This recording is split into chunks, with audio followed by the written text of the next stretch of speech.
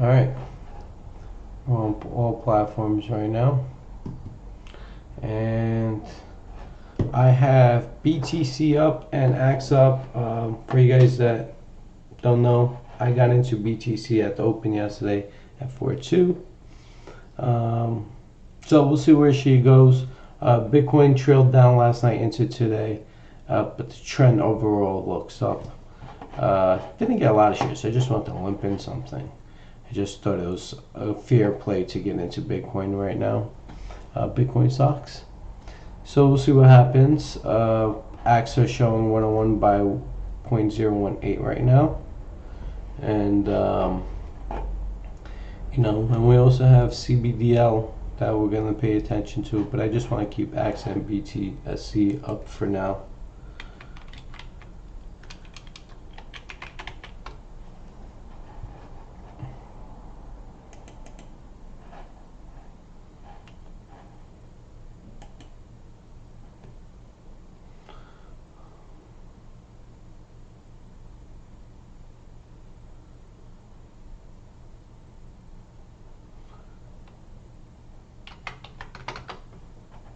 So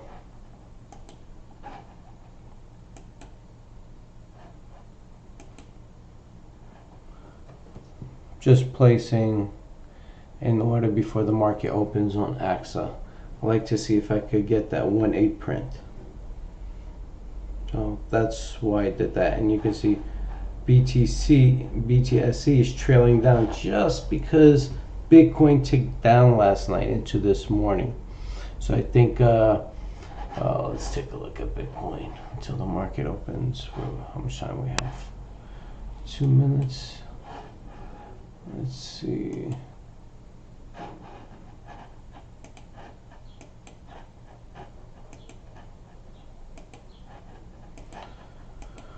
So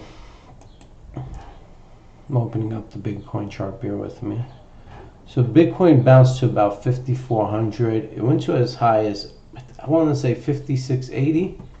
A little higher than that at the open of the first, I guess, time frame, or the second time frame on the hourly bar.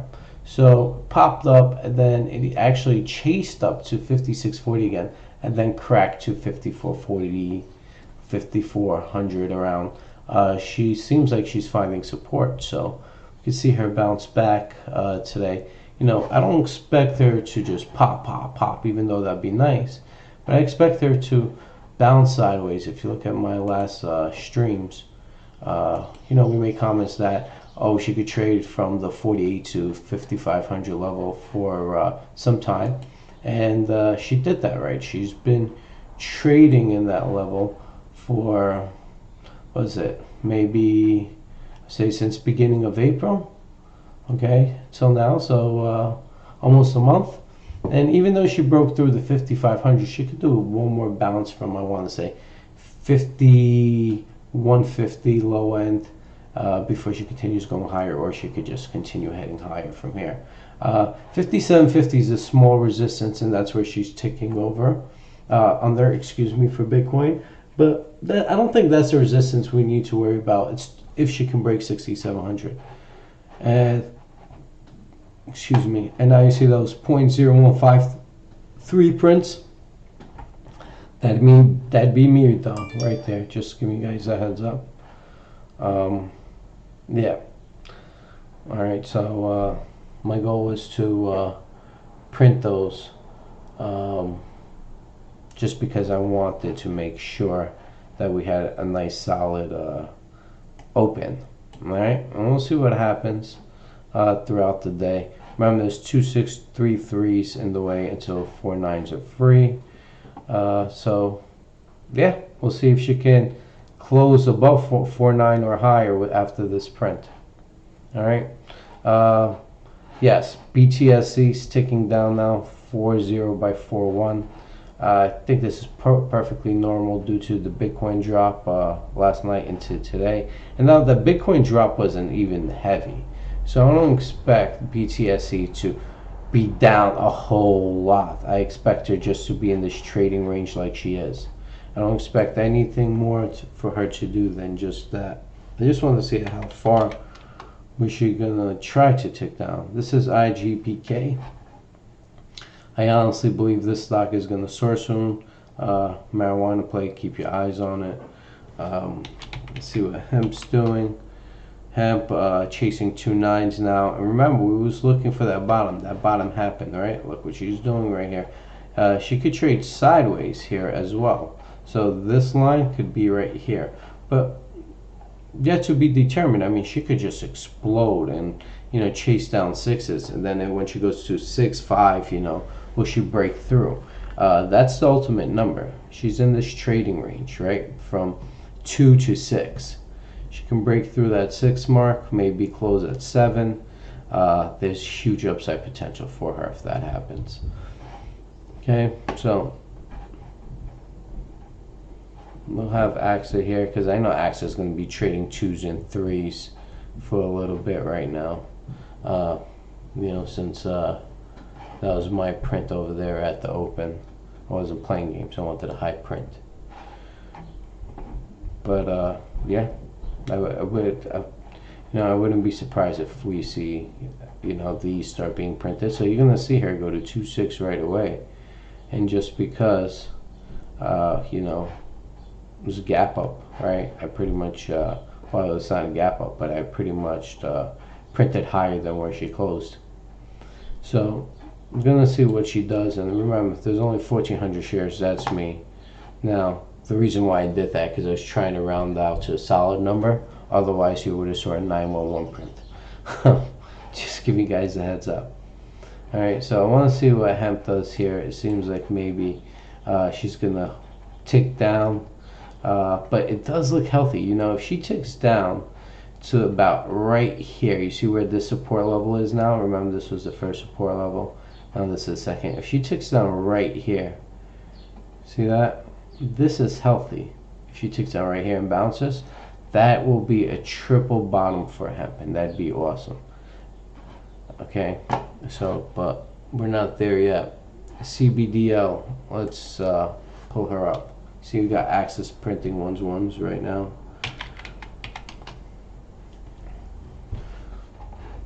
Alright, so CBDL 1.01 by 0.0119 bid and ask. Yeah, you know, guys, I expected her to move a lot faster, but I believe by the end of this week she will be 2 cents or near it. She'll be chasing it, if not at it or above it. I just don't see the point of selling her for a minor loss in general.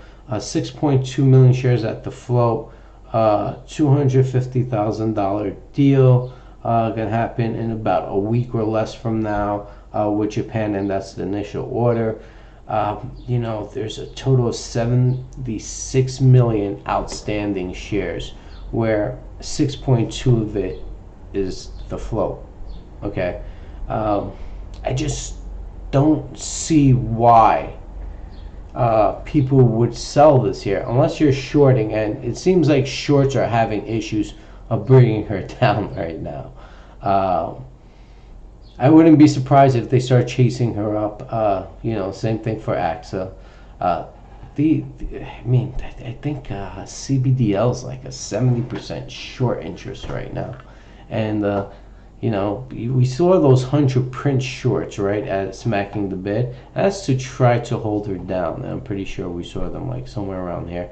The reason why is they're trying to break that trend, but the subtrend, right? The first one, remember the bull flag that I created? That was broken. The individual who did that broke the trend. And then I said, oh, this trend ended. So language has changed. New trend formed. Found it, we saw it, we're sticking by it, okay?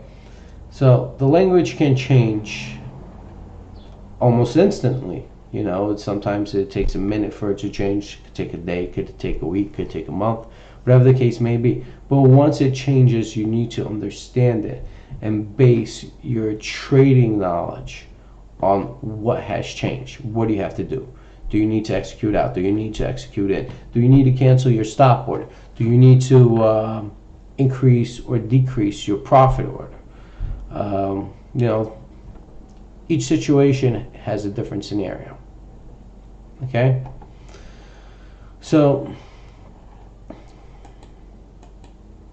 see what we have here.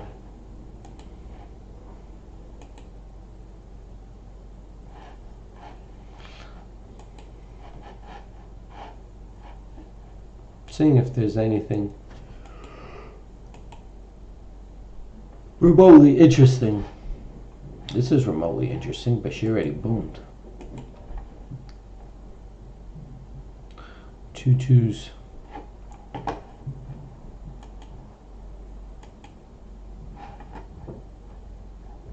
This is a nice play. But you see how she moved from like here to here? Like if I couldn't catch her anywhere here, this is like chasing for me already. Not technically chasing, but because it looks like she can make 1 or 2 more pops. But look at the difference. You know, it's like you're talking about 3 times higher rate than what she was literally less than 2 weeks ago. All right. XHUA 31s, you see? I'm telling you, runaway gap, guys. I haven't streamed yesterday. I just had other things, other priorities to take care of. But runaway gap. See, we've been talking about how I believe this is a runaway gap. And I say to them, like, hey, listen, you know, she's already up there. But if you plan to get her, get 25% of your original amount. And the reason for that is, you know, she already gapped up. You, like, a runaway gap's a runaway gap. You know, there's no arguments there. You see it, you see it. But yeah, there's more risk with a runaway gap when you're, you know, trading a runaway gap than something that hasn't gapped up and trying to run away. So if you was to get in this position, which I believed, and even Frank, I remember, he even said that, oh, it's going to head higher. And I wasn't sure if I could agree with him or disagree with him. And then clear as day, he was just holding there, and it was calm, and, you know, it was obvious that she was a runaway gap. And, you know, today, from the looks of it, showing it, forming a new high. But yeah, you don't, when there's a runaway gap and you want in position and it seems like a runaway gap, you go with 25% of the original amount that you wanted to get in. The reason for that is because the risk associated with the reward. Higher risk, chances are you should go in with a less amount. You know, at least you'll still be rewarded, but it's better than having a lot of risks. All right, so let's look at AXA again.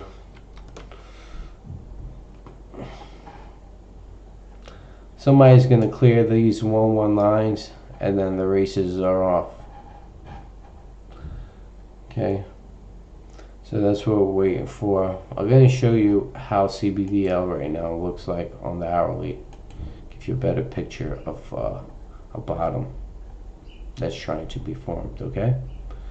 And if you look on the daily, it looks stronger, but it's still too early for you guys. Just can't see, whoops, sorry, just can't see this. All right, you see the uptrend, but pretty much that's it. All right, so I expect her to bounce to around here. I look at the weekly, and we have that reversal with high volume. Let me show you this, a high volume. People like, I don't understand. Yeah, you're not going to understand if you don't understand the language. But I expect there to be at least chasing twos or breaking over to, well, chasing twos, breaking twos by the end of this week. So we'll see what happens, right? I'm comfortable making these remarks based on what I'm looking at. And I'm not always 100% right, but, you know, I'm more right than wrong, I should say. So, you know, the statistics are definitely heavily in my favor. So we saw a 1-1 print here on AXA. Now you see the bid picking up to 115. Only 20,000 shares was sold. Mine was 1,400, so 21.4. I was at the open and smacked the ask, right? I tried to print 8s, but I got 5 3s. I don't care. That's still good for me.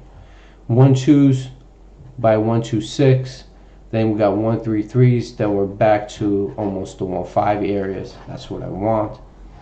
I prefer her to be like that. I want this gap play to take effect. See that? Okay. I'm trying to create this gap play. And what this would do, if this is what I want her to do, I want the buyers to push her up and let her close around the 1.5 range or higher. Because if she closes at the 1.5 range or higher, she's still forcing the tape. She's forcing the tape. And what she's doing is every single day, she's forcing to go higher. And essentially what that does is it makes more individuals buy her and more shorts uncomfortable with the price levels going higher and seeing volatility at the ask, so they just start smacking, or they start chasing the bid up. And then maybe you'll even see some sellers start canceling out of the ask, either because they're trying to get in short or they're trying to get out of shares. But whatever the case happened, news came out or whatever the case may be, they start canceling out. And then it's just like a frenzy to the upside. Okay, so still waiting for that. News should come soon. I mean, real soon, according to the management. So I would hope sometime, I would say this week. This weekend, Monday the latest. I don't see her being released later than Monday of next week. Okay, so let's see. XHUA is still popping up on the board. Whoops. See, 3 2s, 3 1s by 3 2s, 15 million on the bid. Asks 28K. She's just, look at that. Somebody just smacked that, but they're refreshing. I think she needs to head higher. I would say 3.7 to 4.2 before a pullback. Just a runaway gap, and you have to respect the runaway gap. Okay, there you go. 3 3s by 3 4s. Okay.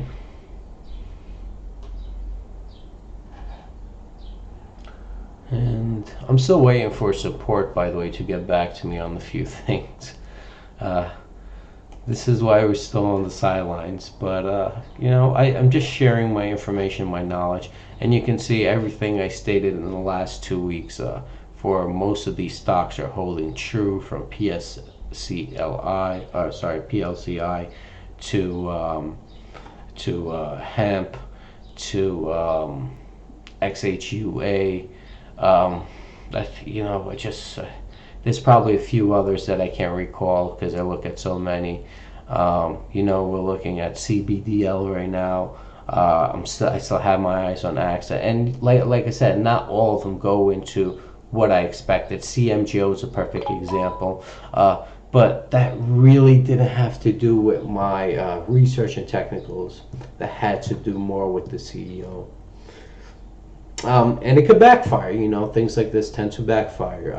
That's why I say trading is 100% skill. Maybe not 100%, but I want to give it 100% skill. But there's a luck on both sides of the table. Both good luck and bad luck definitely play a role in trading. CMGO is a perfect example of bad luck. Other stocks like, example, AXA or SHMP was, we saw it going, but we didn't expect her to go from 7 cents to, I don't even know how high she went, 90 cents? Dollar? It was extreme. I can't even remember. Dollar here, 92 cents or something like that. So that's a form of good luck, but the knowledge is the same. Trading knowledge is the same in general. BFCH is trying to explode. And BFCH is a Bitcoin crypto stock mining company, has approval to build their facility. So they're in the process, received a $10 million loan to start this business venture from their old business venture. So it does look strong, and don't forget, they stated that they're trying to cancel 12 billion shares. I think when that happens, we could see her spike. I would say at least a penny or two. but she also is shaping up like a huge reversal. So we have to see what happens here, and I really, really think she's gonna. I want to say eventually 7 to 10 cents. She's at 2 cents right now. I wouldn't be surprised if she's a lot higher. Um, yeah, than the 7 to 10 cents target that I'm giving. But I really like BTSC and BTCSD, and for the reason why is while BFCH is preparing that facility, these companies are already they already have cryptos, right?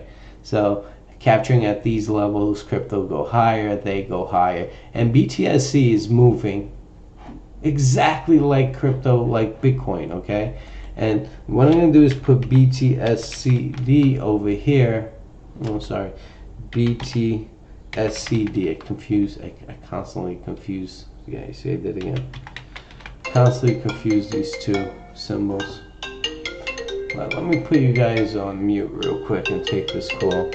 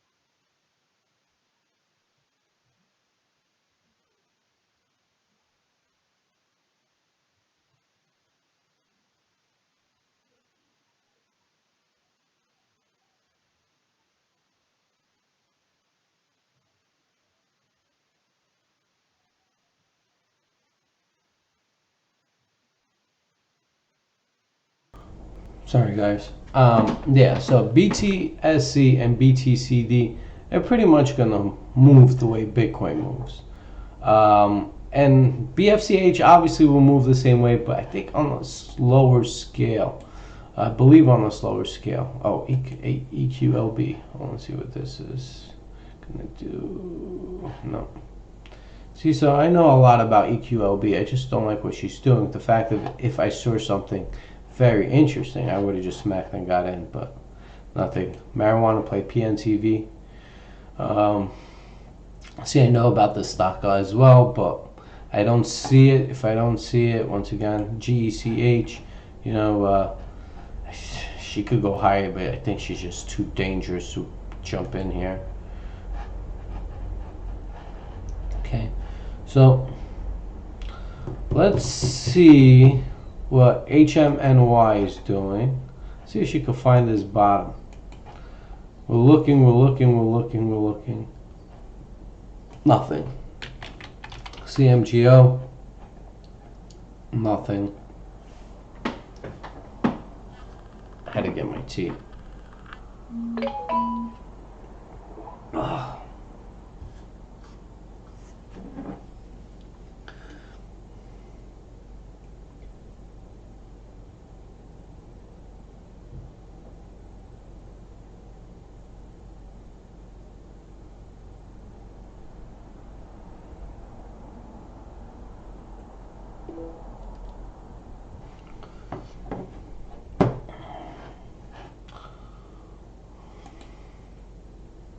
Sorry, guys. I also run other businesses, so at times I step away. I might get on the phone.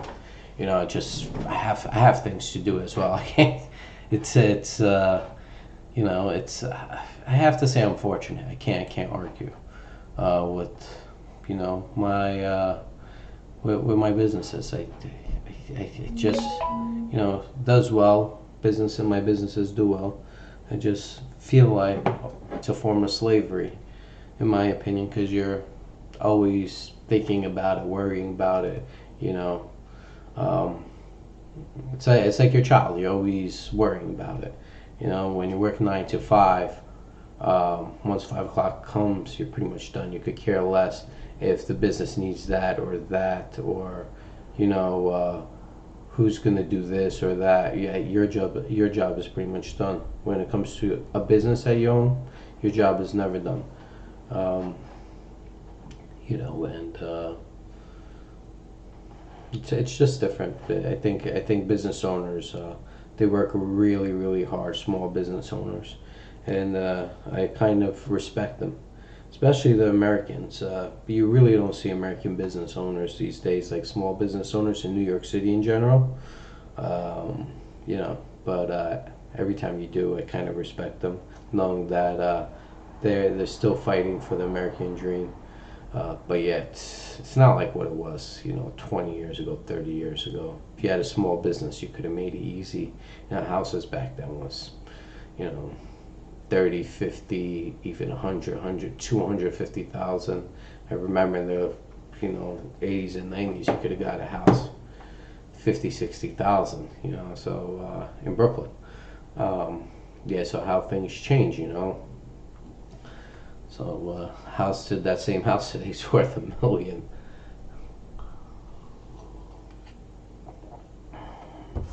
Now people are just gonna say, "Oh, but inflation, blah blah blah." Yes, minimum wage back then was 250, but people were making $10 an hour. I mean, like they were making 4 times the minimum wage, and you didn't even need a high school diploma. All you needed to do was work. Um, Today it's the opposite. Minimum wage is 15, and you're lucky if you get 15. Houses are $1 million. You know, you're not gonna get anything cheaper in New York City. I mean, you will, but you're still gonna have to put at least 100K plus in repair, so it's gonna cost you $1 million either way. Um, yeah, so let's see. CBDL, it's 119. 40, you see 40,000, 47,000 shares traded, and of course, people can always call me. Give me a sec, guys.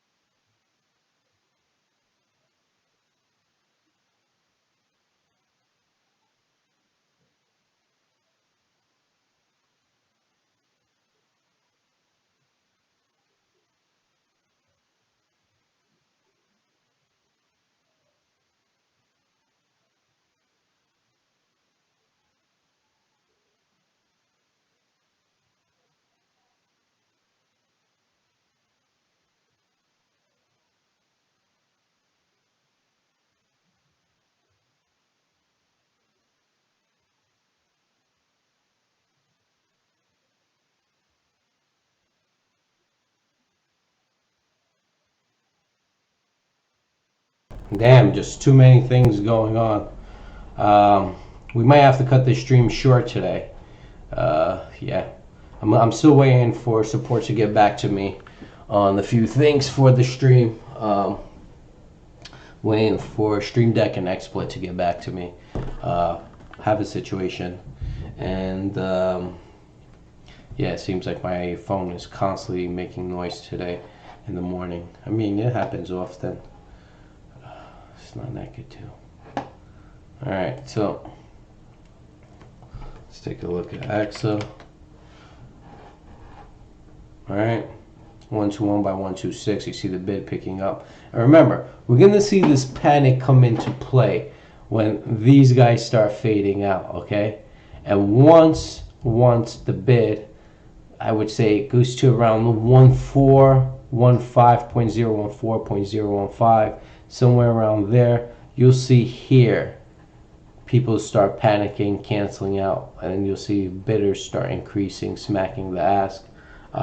That's when we're going to see the heavy buy side volume coming in, and I think it's going to be also very volatile. I think we're going to see spreads like 2/10, 1/10 to 2/10. Rather than hundreds. Like right now we're seeing about 2/10, right? And the spread after here, if you see about another tenth, then 3/10 for CBDL and I'm just showing you how CBDL works because this is volatile, right? Now over here you see 2.633. This is just 1/10 right now. But then when we get out of this area, we'll see I want to say we'll see hopefully this lock up, but we break those 149s, then we'll see a 2/10 spread, then maybe, I want to say a 1.5 tenths, like a 15th of a penny to about a quarter of a penny spread, and then I think and I believe the spread will increase as the price of AXA goes higher, and orders will be flipped upwards, especially with shorts trying to cover. Let's take a look at RAFA. We spoke about her several times. She just looks good, but the whole thing is when she made this move and you could profit, and we saw her around here, you could have took profits, even though we're looking, I think, at 6.5 and she went to 6, you could have took profits. You had multiple times to take profits, and if you got back in about 2.5, 3, it's back at 4.5. It looks like she's going to try to rip again. You see it's 3 by 5, 4. She's very volatile. She's quiet, but when there's volume and there's noise, she does something crazy. Right? So, we spoke about RAFA multiple times, I believe like 2 weeks ago, and you look what she's done. See, the language it's just a language, and I can talk about stocks all day long, and I can show you things that's going to do well and will not do well, and just showing it to you guys. I'm comfortable live streaming soon. Hopefully I'll be trading once I get this lag issue stopping, and I'm just curious to see if anything dropped today. Very curious. So yeah, you see, so we have some more dropped frames. I'm just trying to figure out why I have these dropped frames. I have dropped frames from Periscope, YouTube. From Periscope and YouTube. That's where my dropped frames are coming from. So I really want to know, why it's being dropped, but it's being dropped. I want to fix that, adjust it, make sure it doesn't happen. I had minor lag issues, but I'm trying to see if my internet, is better. So that also is playing a role. So I want to say hopefully by Monday we should be day trading in general. But hopefully earlier than then. I don't want to look at this. I don't want to put a timeline on when I should start trading. I just want to make sure things are as smooth as possible, because once I go, I'm not looking back when I'm streaming. And maybe even if I see, the thing is, once I speak to support, gets back to me, and I do the adjustments, I still have to test them. It's not like, oh, okay, it's done, because it's never going to be, I don't want to say it's never going to be to your liking or it's never going to be perfect, but you're never going to know if it's going to be working properly until you back test them, right? So the fact that I have to speak to support again to adjust the situation from drop frames, from possible laggage on my platform. I have to make sure my computer is not taking a lot of pressure, so my E-Trade platform processes data correctly and in real time and on time. So I just got to make sure things are working properly before we proceed further. Now, I'm not going to say it's going to be 100% perfect, but if I can remove 99.99% of the issues that I'm faced with, that's good, right? So that's just the whole point. And let's take a look, and you see like XHUA, and just because they're going up, they really don't bother me. As a trader doing this for nearly 2 decades, people who know me in this world and in this field, it doesn't bother me because there's always something I could find. It could take a week, 2 weeks. There's always something out there, and we're talking throughout the stream, throughout these days, and these streams, and I've been showing you, I linked in a few, but I've been showing you a bunch of stocks that could do something, could perform, and they're doing it. You see, we have XHUA, we have RAFA, not all of them, but majority, right? We got hemp, and she's still up for the day, even though she's showing a slight red because of that gap up. But you see what I'm saying? It's all a language. PCLI. Remember when we said, she looks like she's going to go to 2-1, around 2-1 level. That's where she can go from here. Some people call me crazy. Did just that, and I said that was a great opportunity to buy. Even somebody said, she goes there, I'm buying more. I was like, smart man, it's smart move. That's where you should actually have your, buy order. That's where your bid should be, in my opinion, when I saw that. And, some people took advantage. And look, you could have sold out right here, made 50% in about 3-4 days, not even 3 days, right? And if she breaks out here, she could do something more.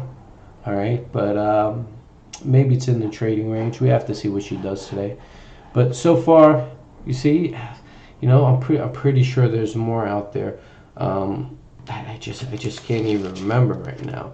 Let's take a look at STRH, and I still have these lists there. You see, she's done. That's how you're supposed to take the profits. Remember here, look, both lag failed.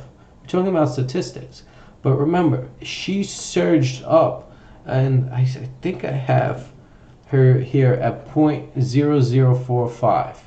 Okay, you're not going to take your profits, almost double, 50%. Remember, day trade 25 to 40% sweet spot. Okay, that's what I look at. 25 to 40%, 30 to 50%, somewhere along the lines from 25% to 50%. Okay, with penny stocks, and the reason why, because the price per share and the rapid spread. So you can't give it the exact number, but that's its sweet spot when you're trading penny stocks. When you're swing trading penny stocks, it's a little not a little different, but the profits should multiply. I want to say by at least 2.5 times of your original trade. So, for example, as a day trader, on every $1,000 that you trade, you're looking for $250 to $450 to $500 return per trade, somewhere around that range. It's not set in stone exactly, but for penny stocks, that's what you look at, based on my trading tactics and theories. Now, when you're swing trading and you're not day trading, you're looking for about 2.5 times of your investment. So if you invested $1,000 in that trade, you're looking for about, I want to say, $3,000 from that $1,000, low end $3,500. Okay, so that's what you're looking at.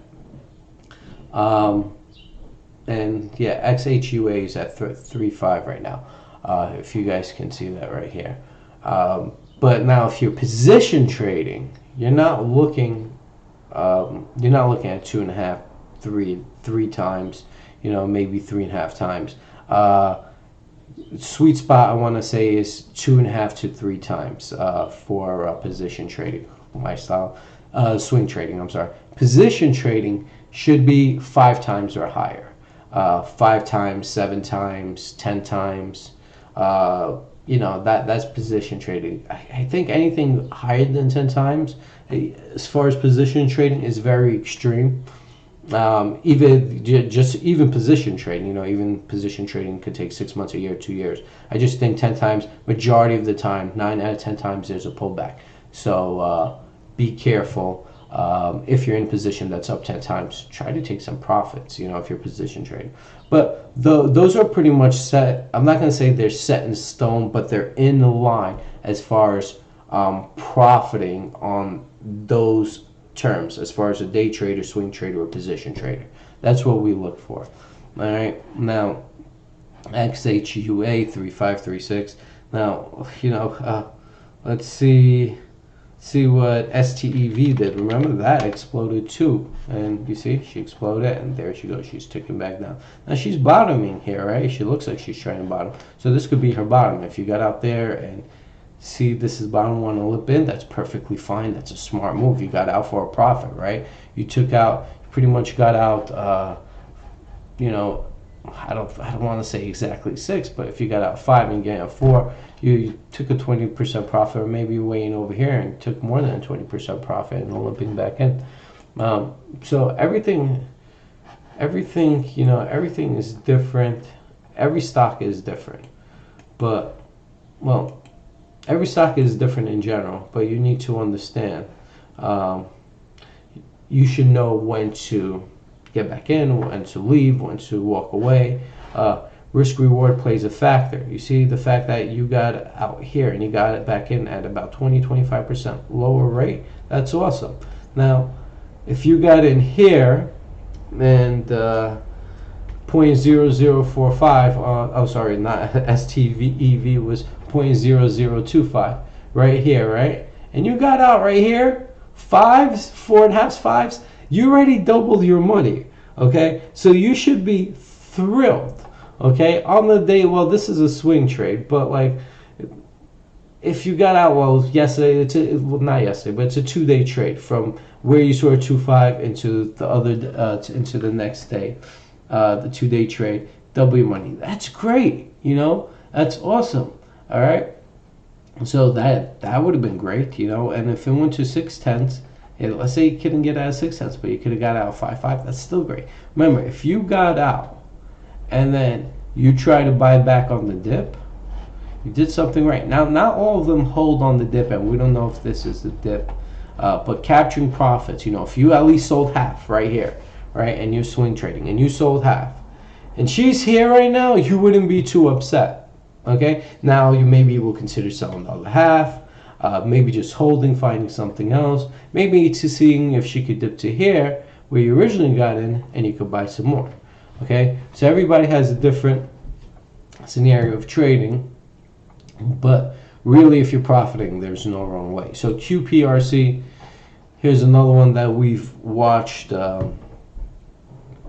about 2 weeks ago or something like that, and we found her at, I don't know, I want to say 2.5, right? So I can't remember. I want to say 2.5. I don't remember if it was right here or something.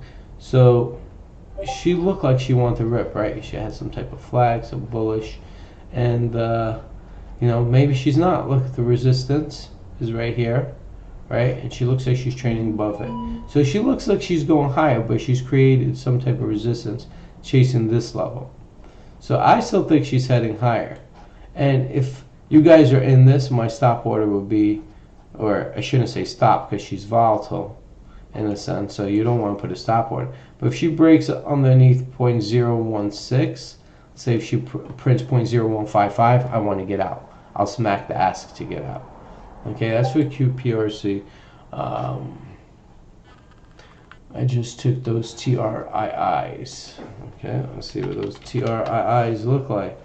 Oh, TRII looks very nice.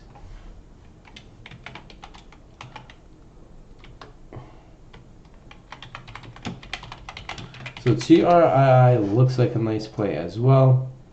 Got a nice reversal head and shoulders play, neckline broken. He just took those 3 6s. His average is now 2.8. Very nice. He's at the bid, pushing her up. All right. He's following the pattern. You know, he sees the pattern. He's executing on it. He's making sure that pattern stays alive for other traders to see it and, you know, pop up on their scanners, whatever it may be. And we'll see if she does that. Okay, so it's a very nice trade. You see, look, 4 2s. All right, so, and why am I showing you this right now, even though I'm not day trading? Just letting you know it's a language. It's a language like anything. You just need to learn the language. I mean, you know, for some people, they can learn the language in a week. Some people, it takes years. Everybody's knowledge, everybody, you know, grasps knowledge differently. Some get it right away. Some take time to get it. So you know, it could be a process to some, you know, will get it right away and then get too penisy, and I tell them, don't get penisy. The minute you get penisy and you think you know it all, you're gonna get burned. I get penisy sometimes, you know, just the nature of a trader. I'm sorry, but you know, if you make good money on a trade, or you're constantly in the green daily as a day trader, you're gonna be penisy. You're just gonna be like, there's nothing to say. Like, how can you argue with somebody that's constantly in the green? I don't care if the person is green $100 a day, okay, or his P&L shows a green profit of $50 a day. At the end of the day, his portfolio is green. So if this portfolio is green, that means he's doing something right. And now he could be testing the waters, trying a new strategy, or I should say she, not just he. So they can be doing lots of things. Now, trading is a technique, and trading platforms provide you tools to take your technique and adjust it and try to perfect it. Now, techniques are, for traders, techniques are the same but different. And it's really hard to explain to you, because what I mean by that is every beast, every stock is a beast within its own. They move differently, even though there could be similar patterns, similar indication, but they move differently. More or less, you can spot the same trends, the same, the same type of formulas. But then what it comes down to is the company as a whole. You know, I can find you cup and handles, right? But I could find you cup and handles that do well, but I could also find you cup and handles that fail. And the reason why is, you know, every company is a different beast in itself. And what I mean by that, you can have a cup and handle a stock trading at, let's say, $1, and has a cup and handle formation and goes to $3. Where you have another cup and handle stock that's trading at $1, but it only goes to $1.25. Then you have another cup and handle that's trading at $1 but goes to 50 cents. Okay? But as far as cup and handles, the statistics, risk-reward ratio, as far as it going up, then down after it's being formed, I want to say it's about a 70% ratio, maybe 80%. Let me mute. I guess they decided to hang up, so we'll see if they call back. Okay. So, yeah. So cup and handles, you know, are formed statistically 7 out of 10 times, 8 out of 10 times they head higher from when it's formed. But they do fail at times as well, and that goes for a lot of patterns. And that's why you're supposed to take in consideration like volume, technical indicators, like I do over here. Like I have volume in the Mac histogram. I also have not only do research as far as chart patterns on the daily, the weekly, but also on the shorter time frames, the 1 minute, the 10 minute, the 30 minute, 60 minute. I take everything into consideration. I also look at the share structure, the previous looking statements, forward looking statements, the debt ratio. You want to take as much as you can into consideration before making your judgment. And I notice, and when you put everything together and it has that formation and there's great forward looking statements, chances are she will do something spectacular. All right. So if you're looking to learn how to trade, go to my site, thetradingteacher.com. Course, I'm going to have a course coming up. It's 2 weeks long. Provide live trading during the course. I'm going to be live trading, streaming as well, but I actually educate you move for move while entering those trades, if I can find them at that particular moment. If not, we talk about them. But I do trade live based on my knowledge, and I'm pretty sure you guys are going to get a strong foundation on how to trade. And it's something you'll learn if you learn it from the right individual and you can grasp it.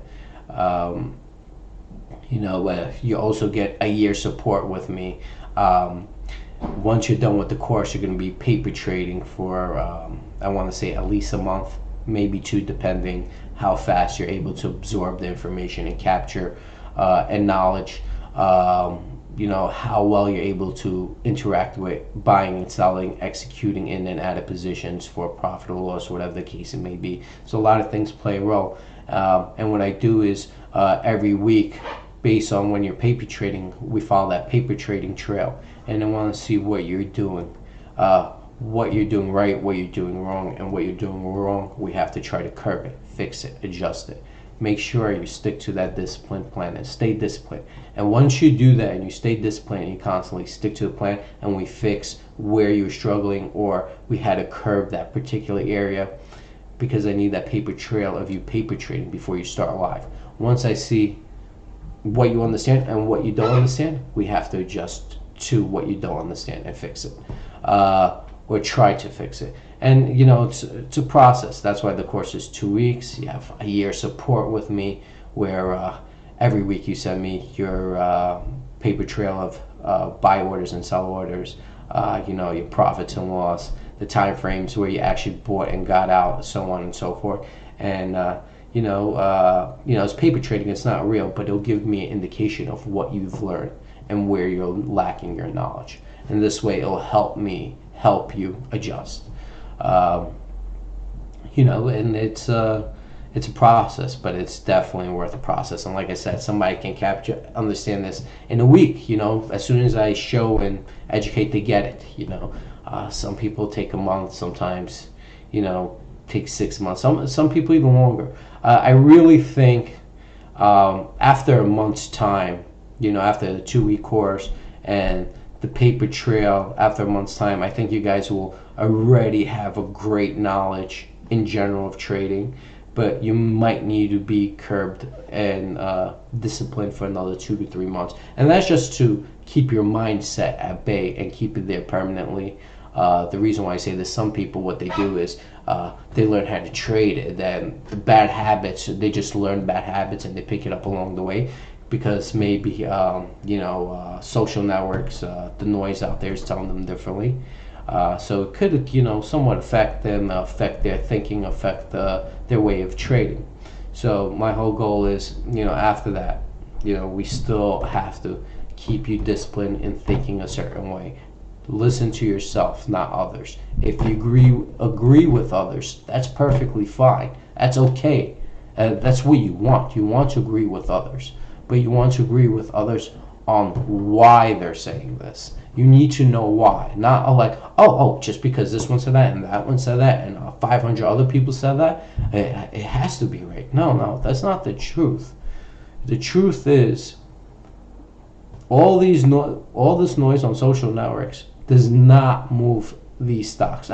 Maybe they play a small role, but there's institutions that move stocks, and those are the big players. Institutions like institutional traders, institutions like brokerage houses, market makers. There's a bunch of different players. Main Street does play a role. But I'm going to give you a perfect example of IPOs like Facebook, right?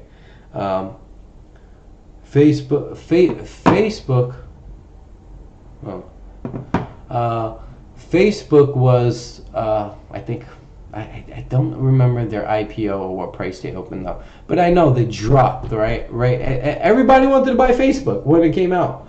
Like they didn't know that Facebook had shareholders for 10 years waiting to sell and become rich or wealthy. So when it came out, I just can't remember the price. I think it was $65 a share or whatever. Let's see. And the reason why I want to explain this to you, okay? I mean, granted, it's $200 now a share. I'm not arguing with that. You could tell me what you want. So here, $42, right? She started at $42, and I remember before the IPO, they were at higher prices, whatever. She started at $42. Take down to about $17, $18, right? This was maybe for 1 year now, from 2012 to maybe 2013. Then from there, she shot up to 200. All right. Now, this is what I mean in general. So, you have to be smart with your investments and your trades. You have to know when to take your profits, be smart about it, and eventually you'll be okay. So, see now, Facebook. Well, what would you do? Would you buy here or sell here? Technically, tell you the truth, she could go higher. She could go to 500, but she was at her She was at lows $15, and since 2014, she's been going up. I do think eventually she has to pull back, but this could be just a base right here, form some type of support. So we really won't know until we see what she does in the coming days, months, weeks. And now this is all monthly, okay? So she could just do this check and just rip again, all right? So this is Facebook. And now you can see, if you see clearly, why people always should take their profits. I mean, here, look, perfect example. These guys, IPO came out, they took their profits, right? At the open, when the market opens, when IPO comes out, usually a good portion of the time it goes down first because people are taking the profits. Once it stabilized and all of Main Street was buying, this was all of Main Street buying. It took a year, right? Then this happened, right? So that's what I mean, and I can show you, and that's the scenario with a lot of stocks. When Main Street talks about, it's going to do well, this, you get dumped by a bunch of insiders or a bunch of shareholders that have been holding on to it for a while. So don't listen to the noise. You need to know yourself on why. Here, I'm going to give you another example. All right, Alibaba. All right, IPO came out about $100, went to about 65, right? You have to understand, the IPO came out, people who owned shares of this company prior to IPO, when it was a private placement, they owned shares. Once they went public, other people started buying their shares and they started selling because they finally made their money, they became rich, and they're gone. Well, not all of them. Some of them maybe sold a portion or all or half, whatever the case may be. Then it took about 2 years before she went up. Okay. So, and same thing goes for a lot of these stocks. I'm gonna, let's see, which stock were we talking about the other day? Let me just go into my Twitter feed because I spoke about it, and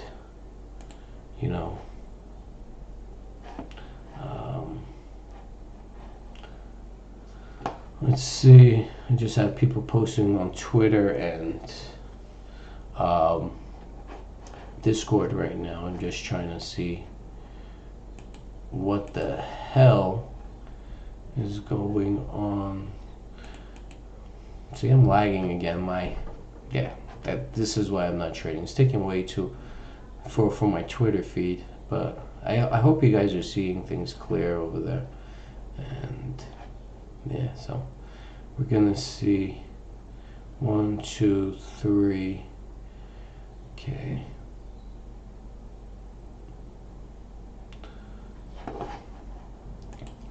So let's take a look at PTOP.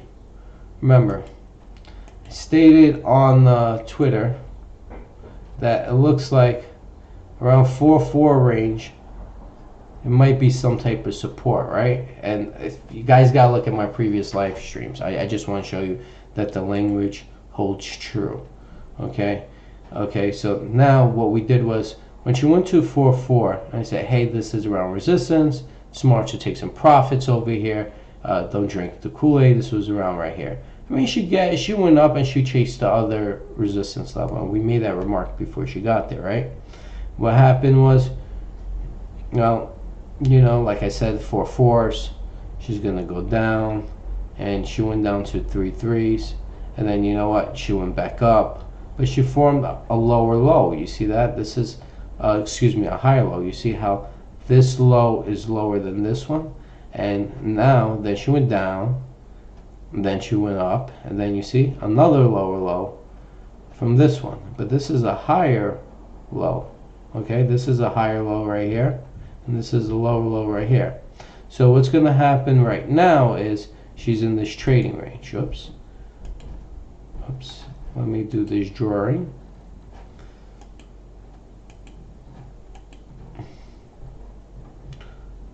I'm going to show you what this looks like.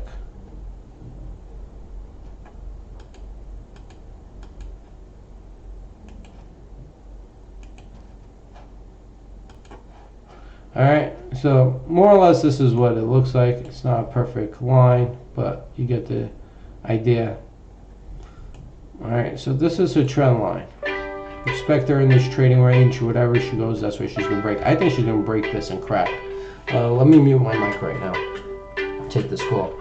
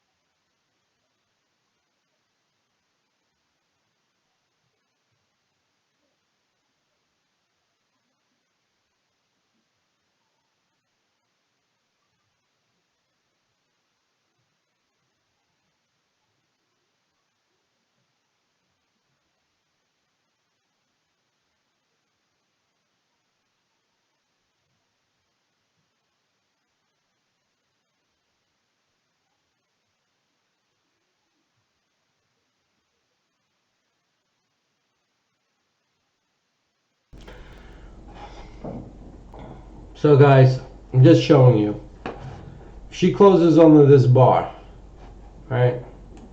Let's look at the 10 minute. Let's see if this holds true. Yeah, this holds true for the 10 minute.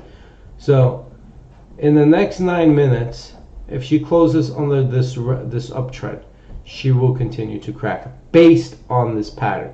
If she trails up, it's 10:31, so by 10:40, if she trails up and trades above this trend line, the uptrend is still alive.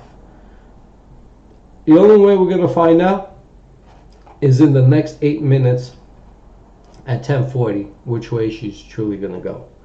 Now, I really think she's going to crack. I just do. I'm sorry. Like, don't get mad. I'm just looking at a trade. It's just a trade. I don't. I'm not saying, I'm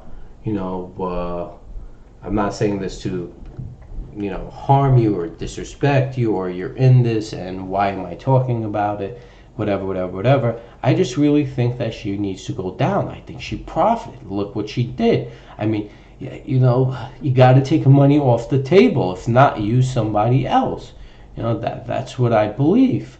And you see how the buyers are trying to hold her up. And listen, they can try. I'm not arguing. This is her range. I really think, because most penny stocks, what happened is, once they peak and they just drop. But there's very few that are very fortunate that don't do that. Can PTOP be one of them? Could be. It's in this range. Statistics has proven 9 out of 10 times with penny stocks, once they pop, they drop. After their huge pop. So let's see if these which way she goes. And don't forget, statistics are statistics. It's not statistics. These formulas, patterns are not 100%. They're 70%, 80%, 90%. 95% and 99%, nothing ever 100%, nothing. But you go with these formulas where majority of this formula, what's the percentage of her doing that? So if there's a 70% of her going down, hey, you know what, based on this formula, that's the side of the trade I want to be in.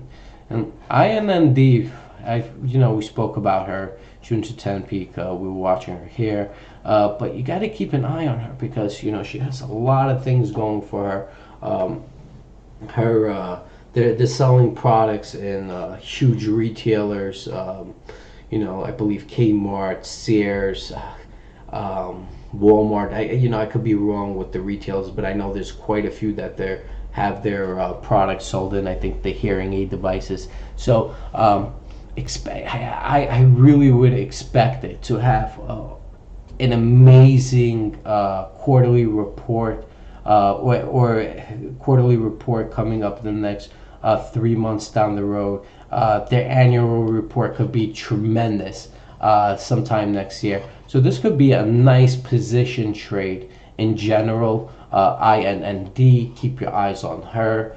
So it's amazing how some of these stocks that you look at and like, wow, she's gonna do something spectacular. And like I said, I'm always gonna find something to buy. So if I'm sharing you my knowledge, I'm sharing with you my knowledge. Doesn't mean I'm gonna get into it. I have 1,000 things that I look at and I like. Doesn't mean I'm gonna own every single one of them, right? It just doesn't work like that with trading. You pick your battles, you pick your trades. But there's a lot of stocks that I do like, and maybe one day I'll consider getting it. And I did get in INND. I think I got in at just under a nickel and got out just under a dime. So I made my profit on her and I walked away. But yeah, to expect her to do something in the future. Look at it as a position trade, not a day trade, or a swing trade for that matter. She can go. And PTOP, you see how she's fighting this? And there's 4 minutes left, right? It's 3.5 by 3.8. And what I'm going to do is I'm just going to go to AXA over here. We'll have a PTOP down there. And you see 2 7s by 2 8s. You see how we're flipping her up? There's 2 1s at the bid, then 2 5s by 2 6s, now 2 7s by 2 8s. And these 2 8s are pretty much the 2 8s and 3 3s are AXA's shorts lifeline. If these 2 8s and 3 3s get removed and we print 4 9s, with my early prints this morning of 0.0153 of 1,400 shares. And what happens is the pattern is being reversed. The buyers are stepping in. They're forcing the sellers to get out. They're forcing the shorts to also cover. You see the 127 by 128, 147,000 right now printed. So you see the transition, the turnaround that the buyers are doing. They're actually pushing her up, and the reason for this is I just don't see the potential shorts have shorting this. I don't think shorts can take her under a penny again. It's really hard for them, and I think they're gonna have to cover. I think they're gonna start realizing that they need to cover when Axe is around 1.5 to 2 cents. Until then, it's going to be quietly churning upwards. But I think once she goes to 0.015 to about 0.02, you'll see that panic to the upside. Now, it could be, heavy buyers stepping in or shorts trying to get out, but it's going to be to the buy side. Let's take a look at CBAI. I really think this one's going to, she's up, I just think she's going to explode, and you need to keep your eyes on her. This is also a position trade. I really, really like her. All right. ARSN. Can't make anything out on her. And I'm just going to tell you, I don't see it. Maybe I don't see it today. I'll see it tomorrow. It is what it is. Axe, by the way, is positive right now for the day. 127 by 128. We just spoke about. Excuse me. All right, so let's take a look at CMGO, and the reason why I constantly go back and forth because first of all I have this piece of shit, and I'm just letting you know I have this piece of shit. I want to see if this piece of shit can break through 5.5 and close at 5.6 or higher, or this piece of shit's going to give us a third of a penny. So that's what I'm waiting for, because if this garbage gives me a third of a penny, I might have to add a third of a fucking penny. Excuse my language, by the way. But even though you have the MAC histogram trying to turn on the daily, you can see she's still trading downwards. Like, it's doing the opposite. Just straight up caca.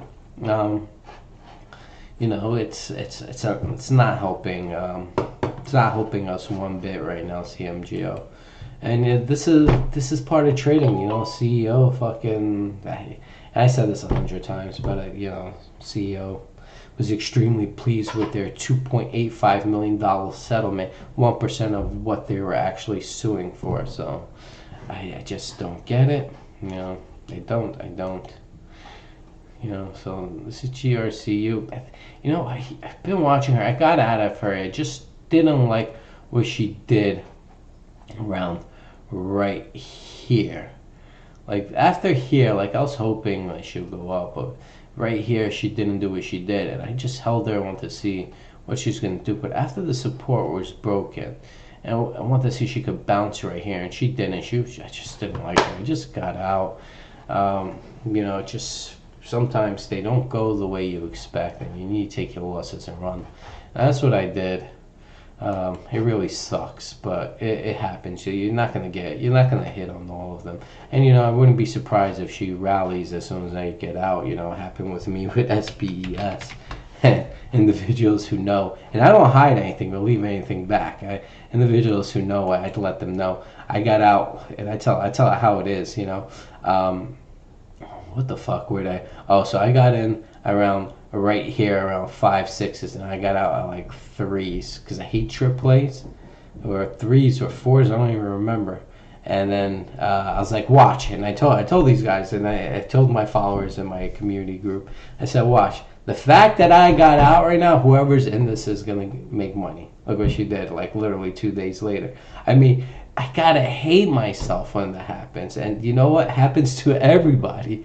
It's just a form of trading. You can't let it bother you. Was it the right move I did? You know what?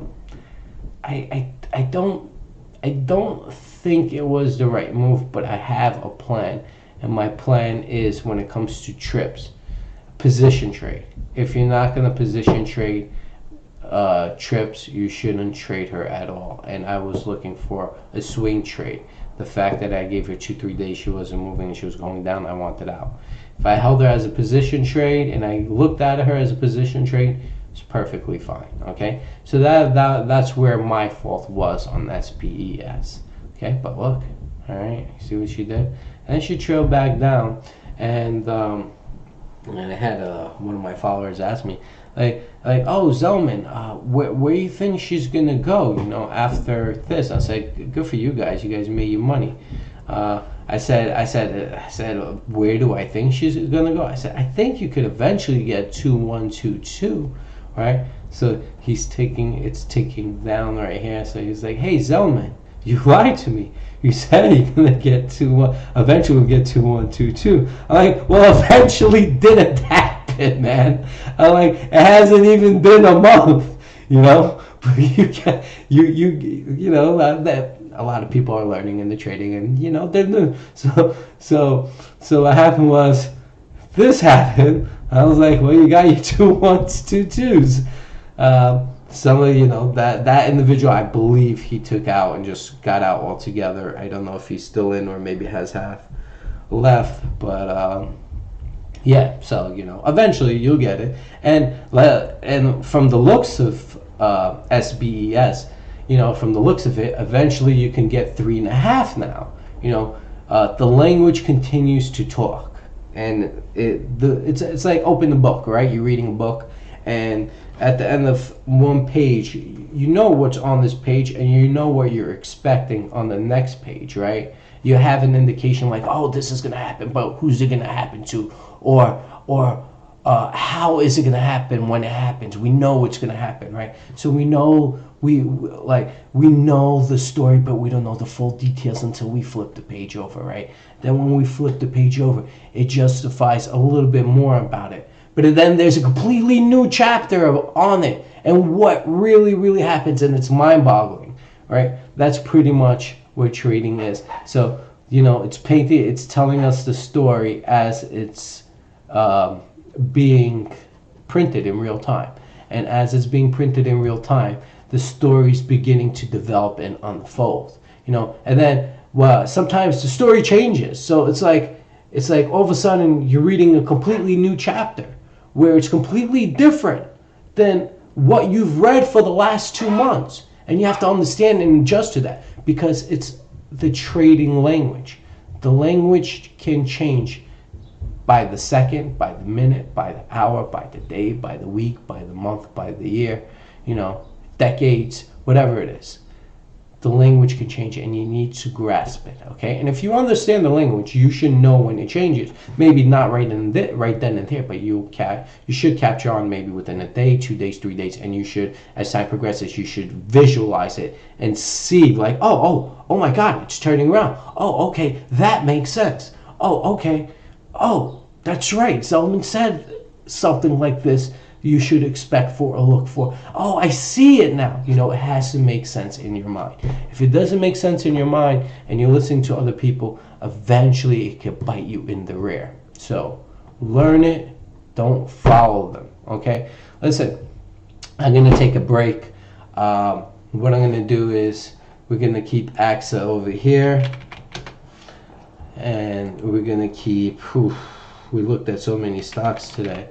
I don't know where BTC. I'm telling you guys, Bitcoin, you guys are going to regret it. Bitcoin stocks and marijuana stocks. You guys are going to regret it. I'm letting you know. And I keep giving you guys these warnings, because when it's too late, it's too late. These two industries are due to surge. It could happen today. It could happen a month from now. It could happen a year from now. It could happen 5 years from now. But it's going to happen.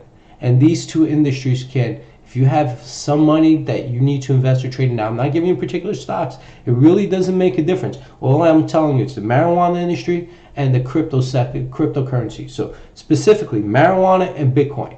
That's what I'm looking at. And these two industries in general are new, and they will eventually perform to levels that we've already seen them perform, or even something more than what we have seen. It's a new industry. It takes time. If you guys don't have a lot of money, I'm trying to help you guys. Look into it. It could change your life. If you have, I don't even know, because everybody's different.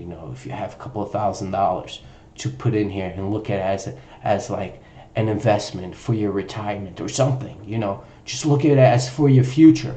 Just marijuana and crypto. Those are the two industries you got to keep your eyes on. Hemp is a form of marijuana, so yes, that's part of the marijuana industry. I'm talking about marijuana as a whole. Hemp, CBDs, marijuana in general, edibles, I don't care. But look for the best of the breeds. Same thing with cryptocurrency in general, but look for crypto stocks if you prefer stocks over the currency, or just get the currency. All right, Bitcoin, I think, is also on the verge of doing something spectacular, and I believe stocks that are Bitcoin related are going to surge as well. You guys keep your eyes on this, and I'm telling you guys this for individuals that's trying to set up their future. These two industries can give you a push in your future. It could give you a helping hand, but of course you have to invest in them and wait. I think they can help you. I just don't know if it's going to be today, tomorrow, a month from now, a week from now, 2 years from now. But I honestly believe if you put something in today in one of these two industries, I would put in both. Hey, listen, maybe you have $5,000 and you're not sure which one. Split it. Half in marijuana, half in Bitcoin. Okay? Split it. Diversify in both. Now, I honestly think the marijuana boost is going to be a lot stronger sooner than Bitcoin, but moves are moves, and they could all happen, differently. I could expect marijuana to go faster, but Bitcoin could start exploding first, and then marijuana could follow. Vice versa, where they could start doing it at the same time.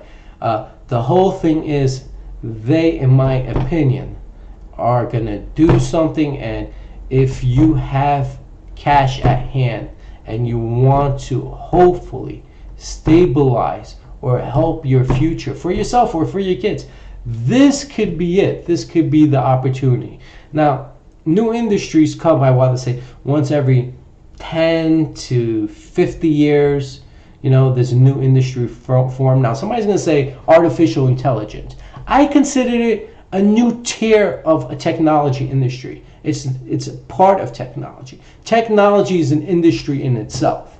And then you have little tiers of sub-industries of technology. Like, for example, marijuana, right? We have little sub-tiers of marijuana, like hemp, CBD, like I just spoke about, all these other products, edibles. Same thing with Bitcoin. You have different types of currencies. So there's secular industries of them as well. So artificial intelligence, AI, I don't consider it a new sector, a new industry. I consider it an add-on to our previously new industry, which is technology. Okay, and technology is huge. We're still in the learning phases of technology. What we know about technology today is nothing compared to what we're gonna understand about technology 100 years from now. Our parents, they were with rotary phones, especially if you're my age. They had rotary phones. Today, kids, they see a rotary phone, they're like, what the fuck is that? I grew up, I saw a rotary phone. My parents, they still don't know how to add. I swear to God, my parents, right? They both have smartphones. They don't know how to add their friend's phone number in their phone book on the smartphone.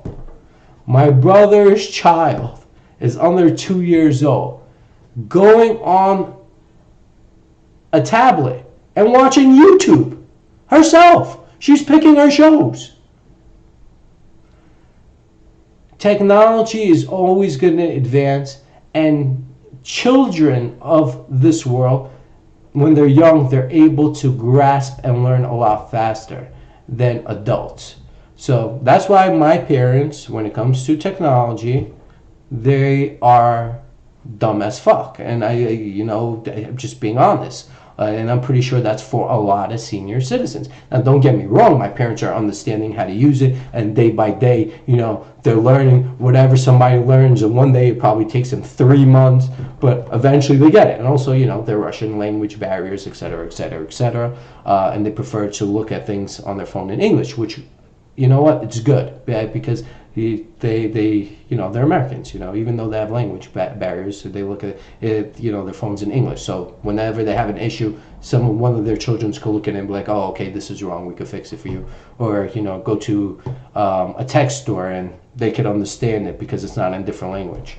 But overall, technology, it's still it's not new in the industry, but it's still fairly new.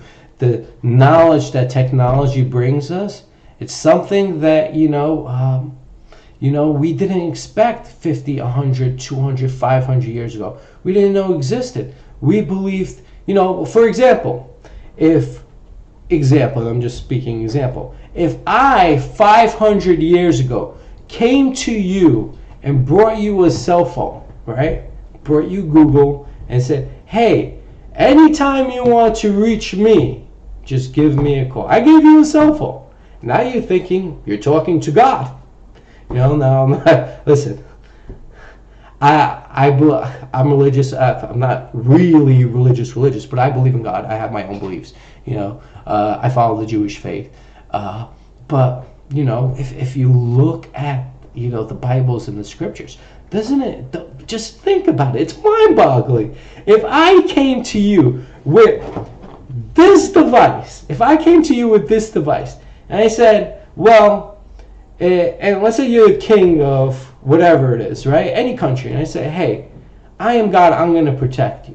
If something happens, if you feel like they're invading you or they're coming to you, I will see you from far. I will make sure that if anyone tries to harm your people, they will be destroyed, right? If there's anything wrong, give me a call. Use this device to reach me. Hey, with the technology we have, Google Maps, Google Earth, satellites, you tell me, aliens, I'm just, this is how I'm looking at it.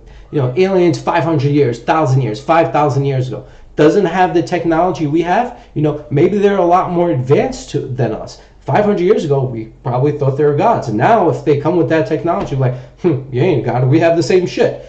I'm not, but now if they come with something more advanced than ours, well, we know that they're not gods. They're just more sophisticated and have, they are more, they have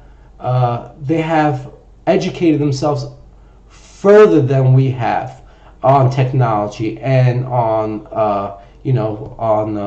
just anything, everything and anything in general. If they're able to travel around space and the universe or whatever the hell it may be, obviously they're a lot ahead of us when it comes to technology and research and development, right? Now, I follow the Jewish faith, but it does question if I gave this to you 500 years ago, 1,000 years ago, what would you, if I flew down from space, what would you think? Just so I think we're in a new phase in technology. I think there's a lot more to go. 100 years from now, we're going to be so far advanced that we had no idea what technology truly holds for us. But once again, technology is not new. It's been with us for quite a while, where the marijuana industry and the crypto industry is fairly new, okay? So keep your eyes on that. Let's take a look at AXA, and I've been talking about this, but if you notice, 600K just got smacked at 128. Somebody tried to pick up 1 million shares at 128, picked up 600K, now showing 400 at the bid. So now it's 128 by 13. Okay, so remember, once we push those 4 nines out of the way, we'll see. I'm pretty sure we should start seeing some shorts and some buyers start pushing her up. Okay, I'm gonna take my break, and let's see what Bitcoin is doing before I take my break. Okay, I'm not gonna be live streaming all day today. I'm gonna get a hold of support. No, I'm just waiting for the message, but as soon as I get a message, I'm going to do some testing. So I'm going to stop my stream, start my stream, start playing around with it. So right now I'm looking at Bitcoin, and I want you to bear with me. And yeah, so the 5400s seems like she's still supporting at these levels. So Bitcoin still has that up move. Maybe it's just going to do one more refresh from like 5200, then pop through and do that big boom to about 65, 67, and we'll see what happens for that point. All right. I'm going to mute my mic. I'm going to take a break, and I'll be back.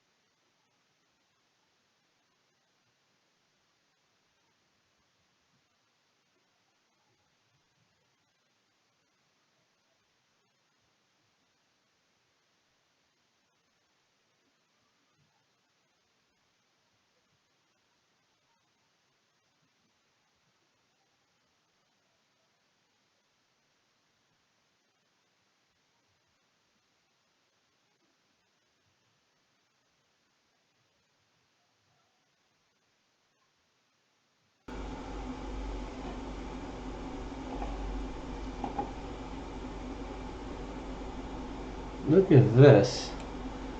Health Med. One ones. One ones. How many shares were traded one ones? 3,000. See? This in my eyes what I call a person that's trying to short a stock. Do something like that. Trying to keep it below the trend.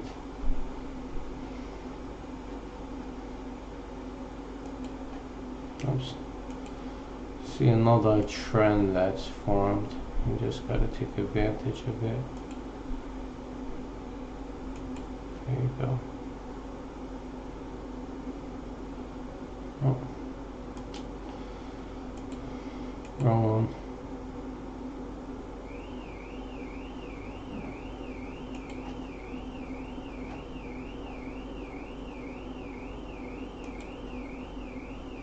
There you go.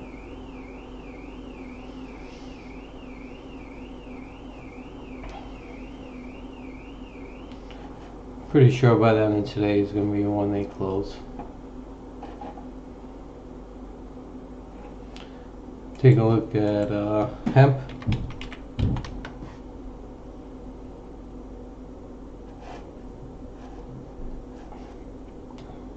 Yeah, get another bounce to around this level. Be nice. Gotta take this, guys. Give me a sec. Phone doesn't stop.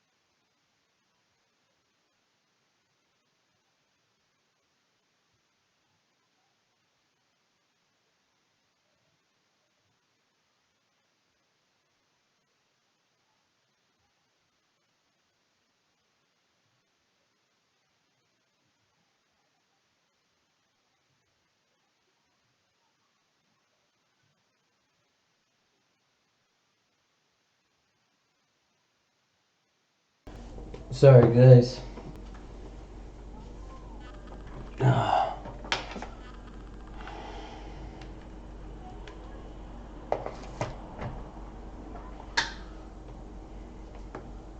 Just gotta charge my phones.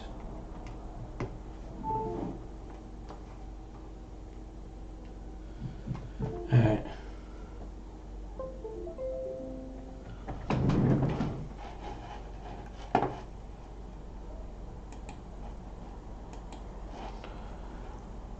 Let's see what we got here. CBDL. Printed 40,000 shares. Hemp.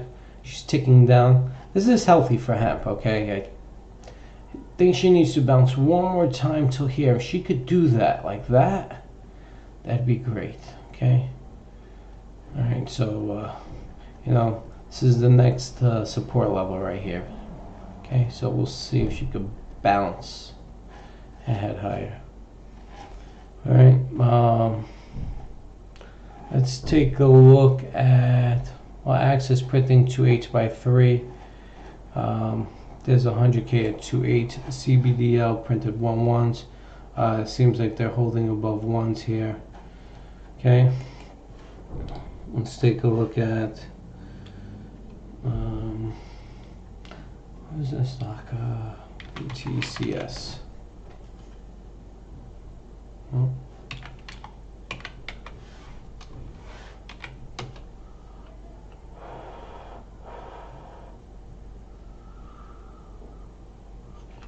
My tea's too hot. All right.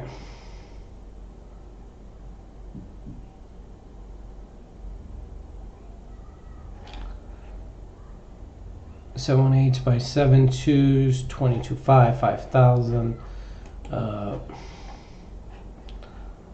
Look at the bid and ask. See, these are BTCSD and BTSC are Bitcoin related stocks. I know I stated this before. See, she looks good, filled her gap. Now Bitcoin rips here or trades here. It's one of two things is going to happen. Either Bitcoin's going to pop or she's going to trade sideways. And Bitcoin trades sideways, she's going to trade sideways. If Bitcoin rips, this penny stock will rip as well. All right. Let's take a look at, let's see what CMGO is doing. It looks like it's crapping.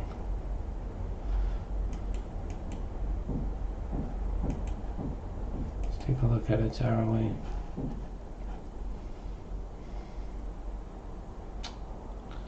Danger. We need her to break through right now. I want that 5556. Very, might be another dip in stores if she can't break those 5/6s.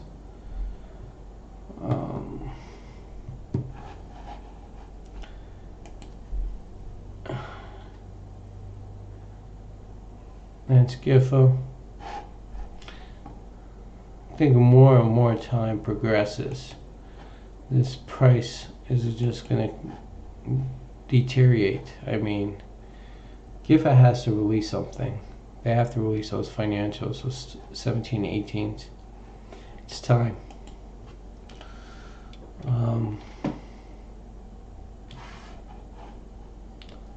Let's take a look at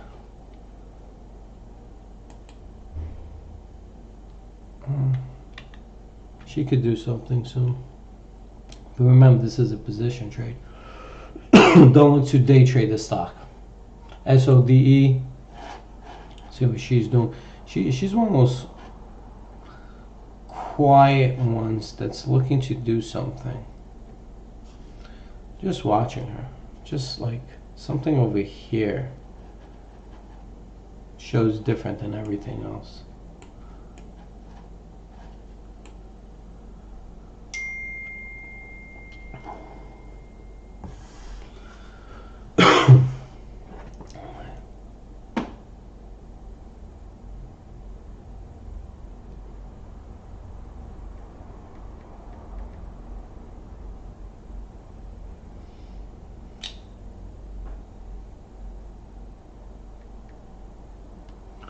So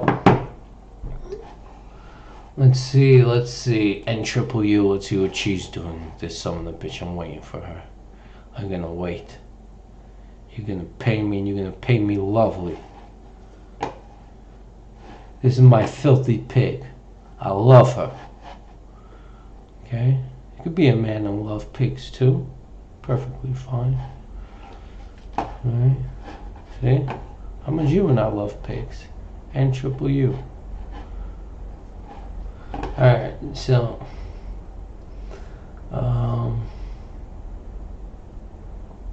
Green Zebra. Very quiet today. See what you got over here for us.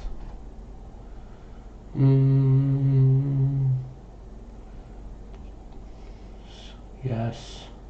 Just coming along quietly. Financials are late. I really hope there's no reverse split. That would really irritate the fuck out of me. I don't think you know what, with the noise that they've been making, I don't think they would do one. I just hope. Oh. What's this?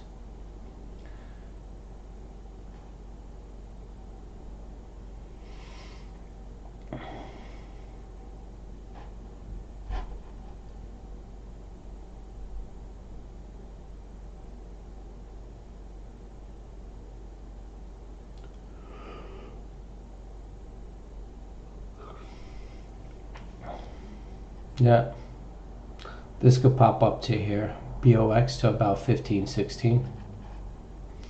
And then if it does, it'll probably trade sideways to 10 to 15 cents. Sideways move for a year or two before she rips again. All right, that's for BOXS, box score. She does look like she wants to go higher. So about, yeah, I would say 15 to 20 cents. From here, it's about 4 times its current value. Oh. Yeah, it's very possible. Then trade sideways, then boom again after a year or two. AXA staying strong, even though a million shares were traded at 2.8. Oh shit! Excuse me, guys. AXA still holding. All right.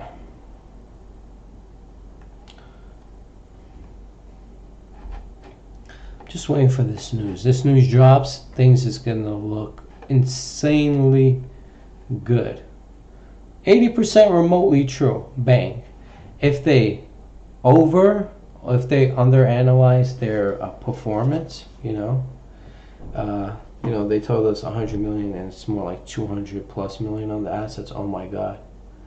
AXA is gonna do something insane. But if they're just 80% in line, she's still good. In my eyes. It's only if it's like 20% of what they originally stated, even in 60% in most cases, I think that's something to worry about. But we'll see. Time is of the essence for these companies. Tick tock. Tick fucking tock. Alright? You gotta know when to release. You see, in my opinion, if they released around here, that would have been good. See, tick tock. Alright? So, what we're doing is waiting to see, and you see how 0.0153, my print by the way, 1,400 shares, that was me.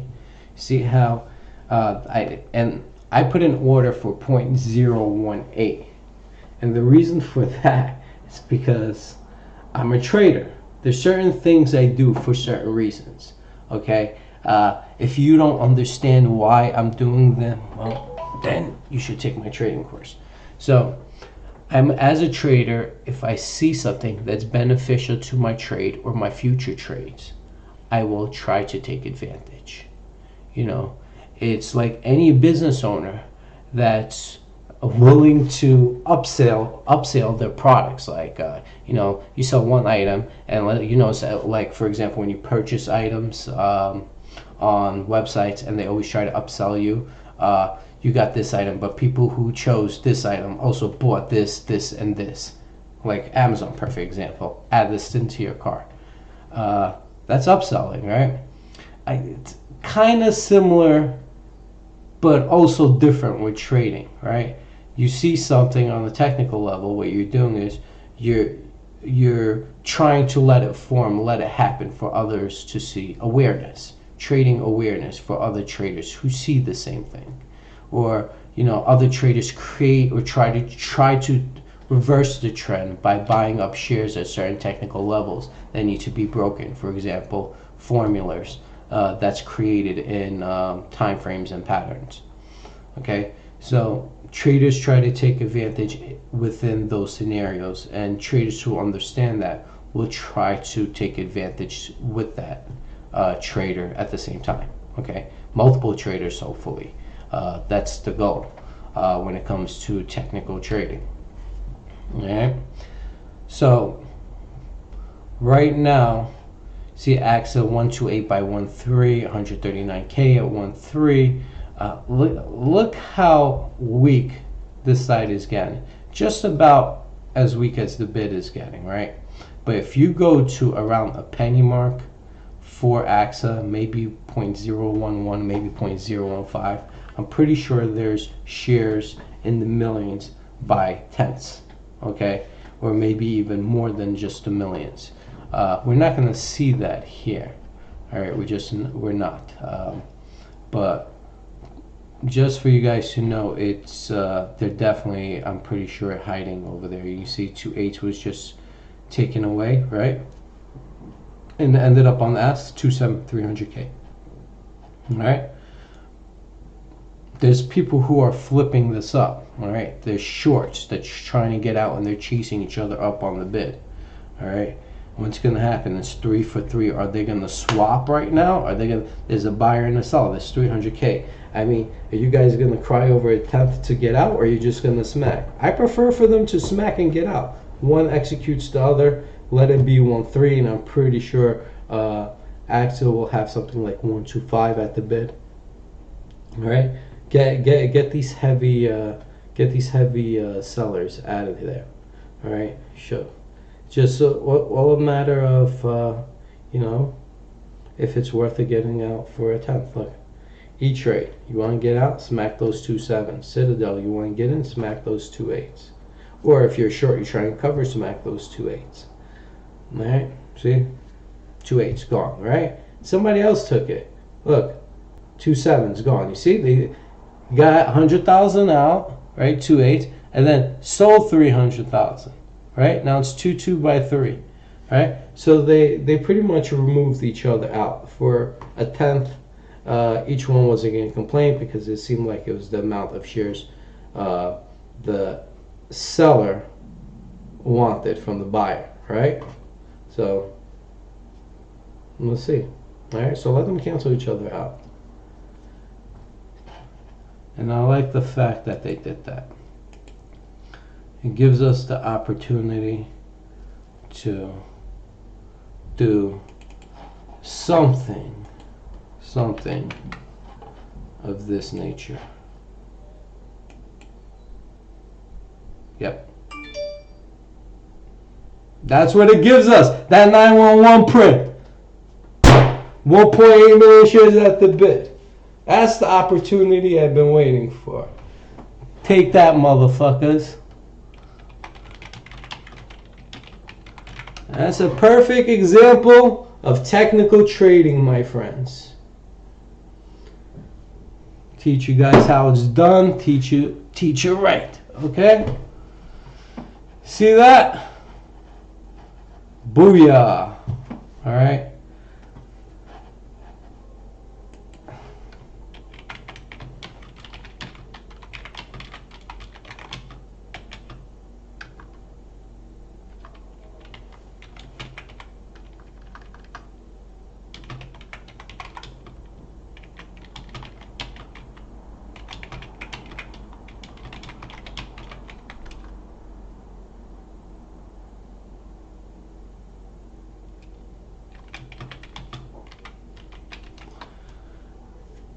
And you can see now 13, 1301, 1302.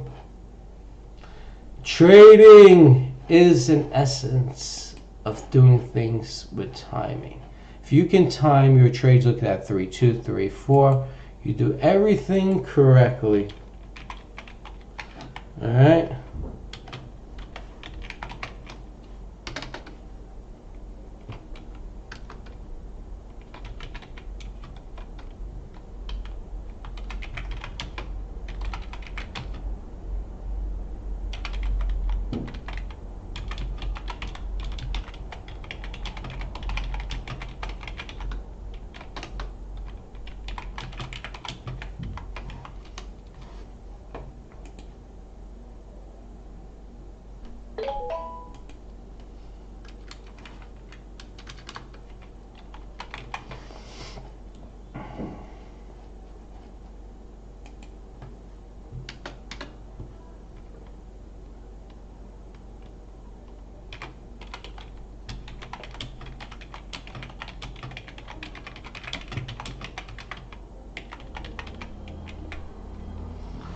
Yeah.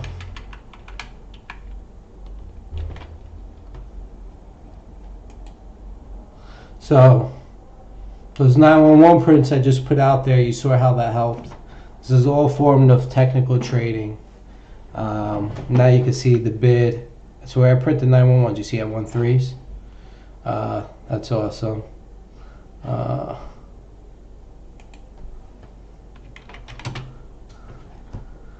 Yeah, so it's a form of trading. It's a trading technique, you know, and if you understand how technical trading works, you'll understand these type of formulas. So I just posted out a tweet, and I'm going to share it, even though, you know, I printed those 911s. Remember, I did 2 things this morning on AXA today before 12 o'clock. Number 1, I created the first print at 0.015. Oh, I can't even see it no more. What was it? That was the high, 0.0153 for 1,400 shares, right? I gave her that gap, created influx of buyers, making shorts panic now. What happened was that 1-3s, 1-2, those two 1-2-7s, 1-2-8, they cancel out each other, showed a 1-2-2, 1-3. I printed 9-1-1s, 1-3s. That forced some type of algorithm or traded to see something I see, where it automatically placed an order of 2 million shares at the ask, holding up the 2 million shares at its price level, which hit the ask of about 150,000 shares maybe, or something of that nature. You see the 2728 split, and then it was my 91113, then it was about 100,000, about 150,000 right there, and then ended up at 13, right? So he's trying to get about 2 million. You can see that, about 150,000, there's 1.8 left. So some algorithm with my print at that price point, when those 2 shares cancel out each other, created this. And now this is either a technical trader that sees something I see, or algorithm trade that's created based on some theories, based on my trading knowledge as well, based on the trading language.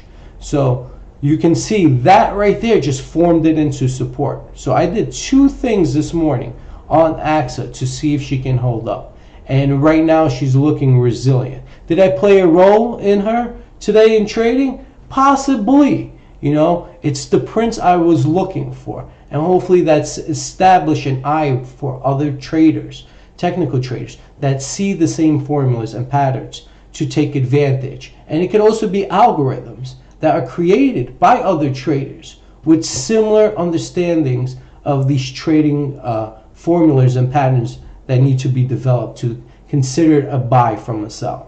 Okay, so, you know, and this could be short. So that could also be short, saying, oh, you know, that's it. It's over. I got to get out.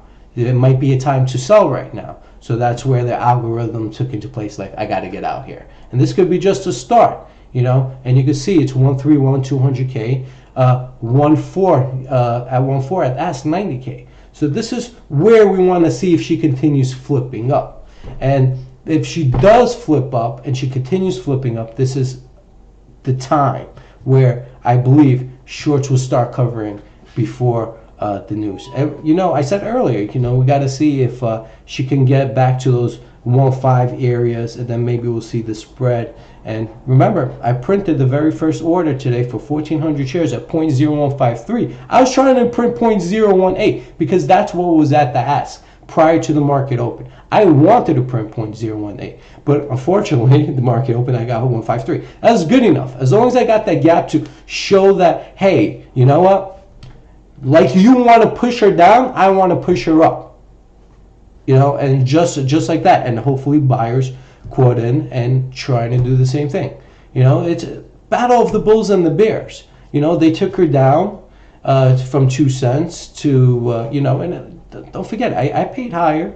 I'm not gonna pretend like other people.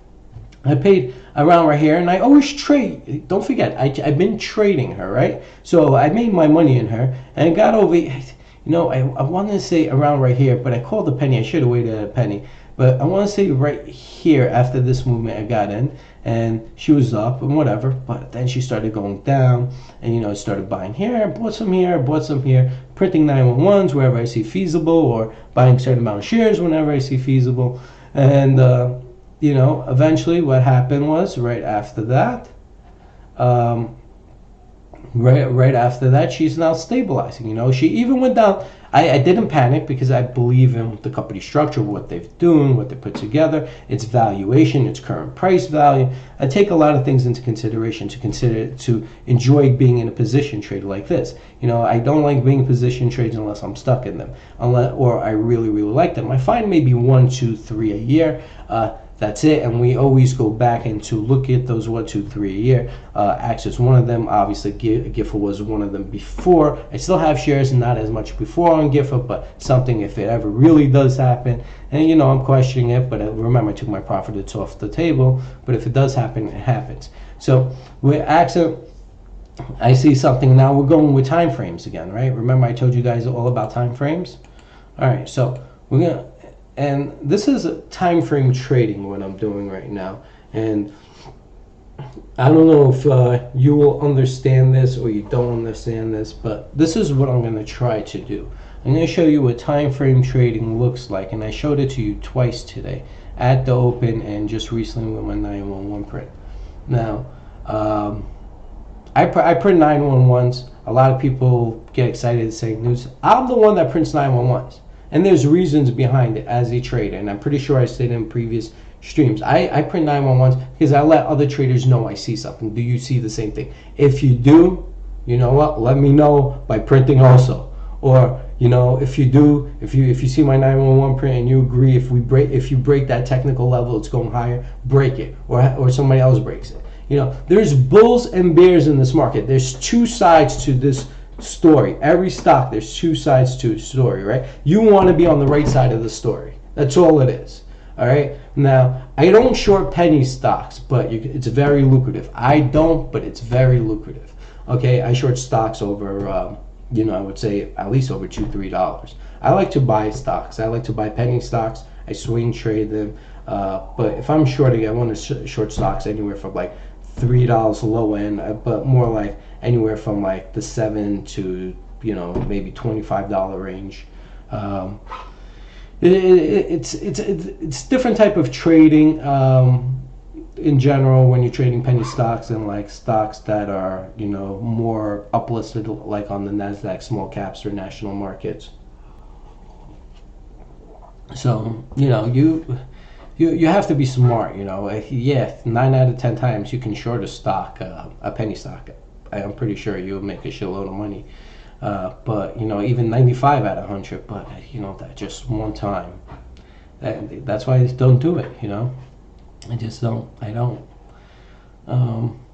Yeah. So 131 by 14, and what I'm gonna do is do this.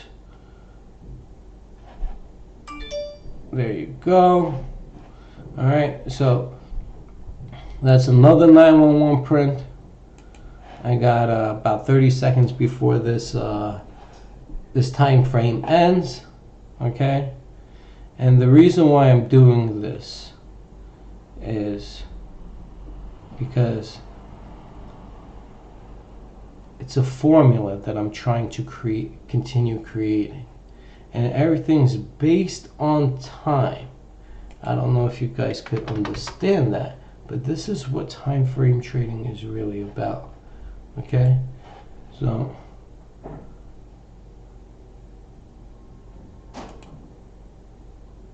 and that was my 1,000 shares that I just did. All right, so that's it. I did my part as time frame trading. Now I want to see what's going to take effect. I did it, you know, and it wasn't even a lot.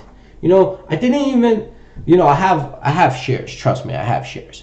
But the amount of shares I traded to try to create technical movements to the upside was very limited. Yes, there's other people who traded that helped me along the way. But certain numbers that I printed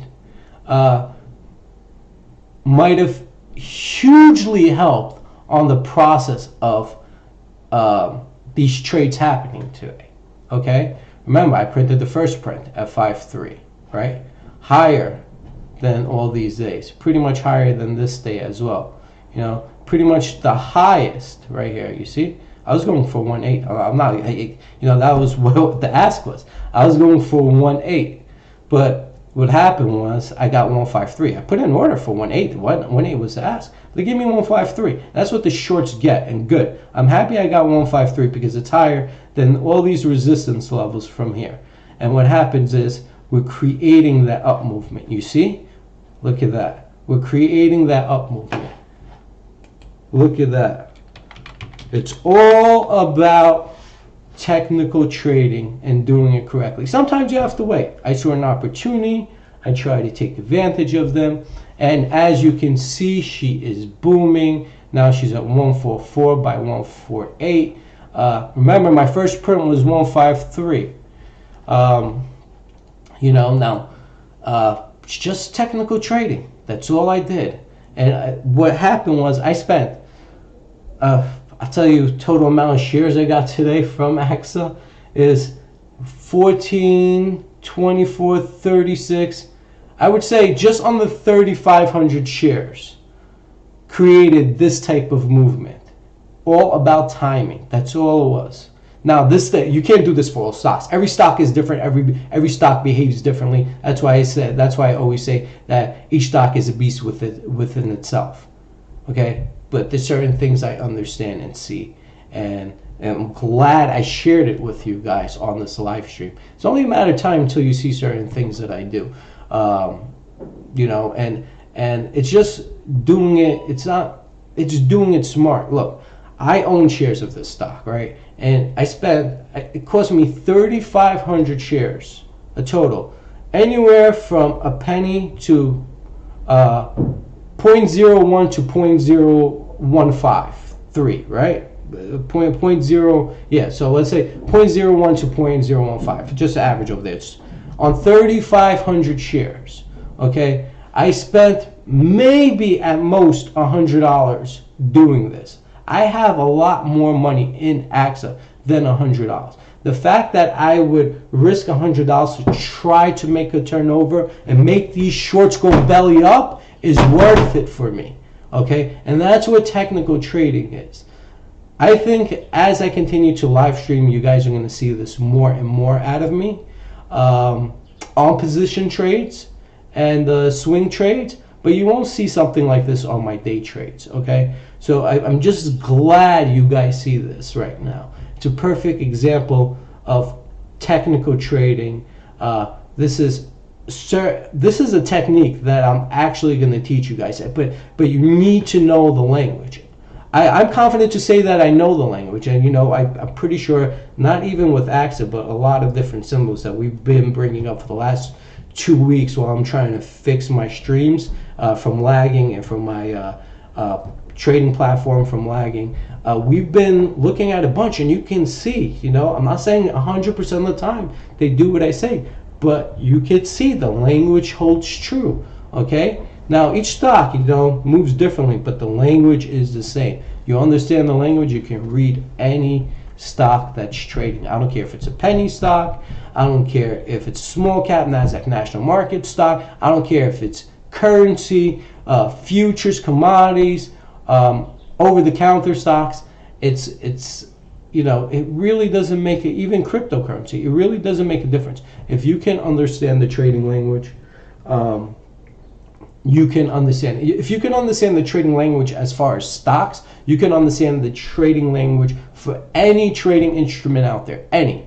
I think stocks, trading penny stocks, if you can understand that, you can understand anything.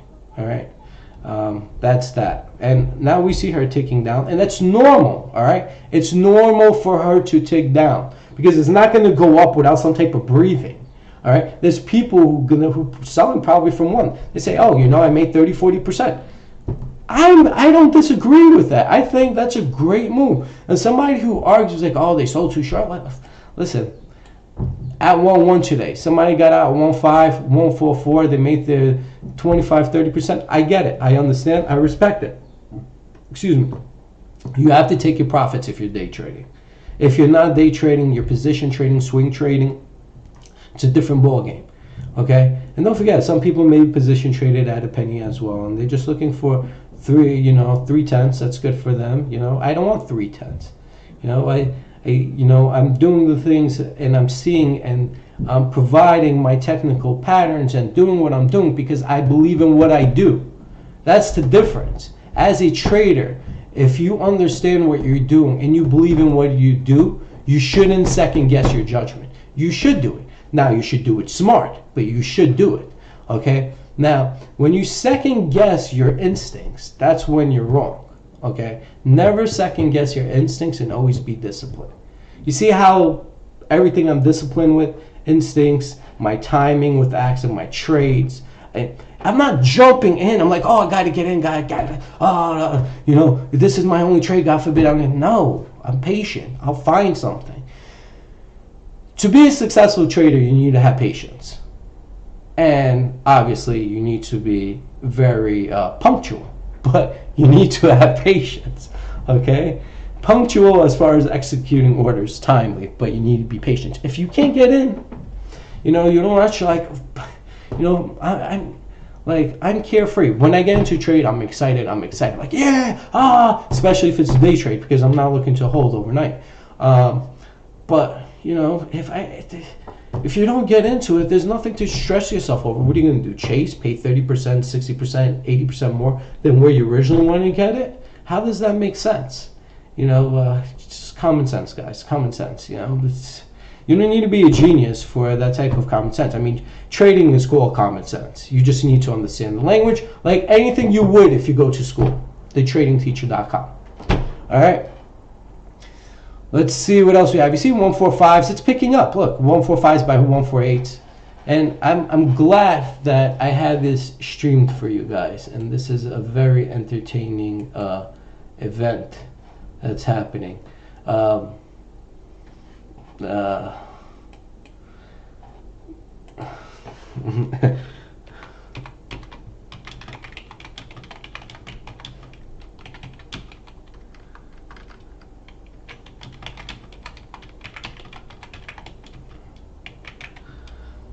Okay, so what I'm doing is I'm sending out another Axe alert, and bear with me, guys. It's just a form of marketing, and you have to respect that, okay?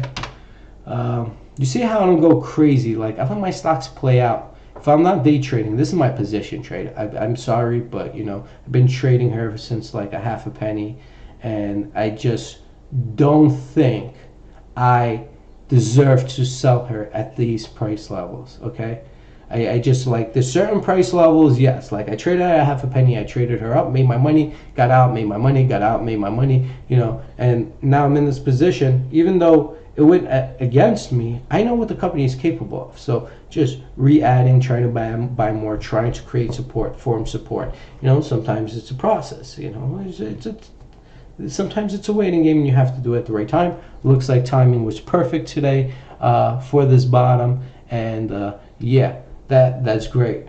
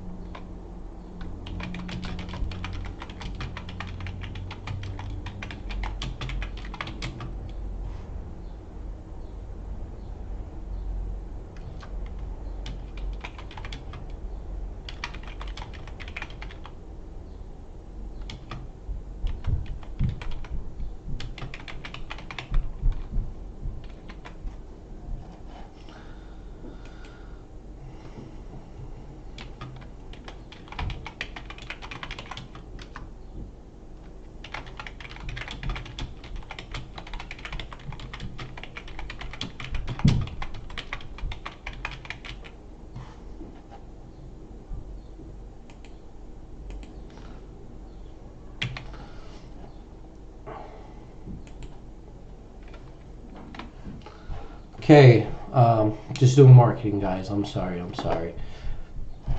But keep watching this while I do my marketing, and you know, uh, everything's a process in this world, from marketing to something else to something else.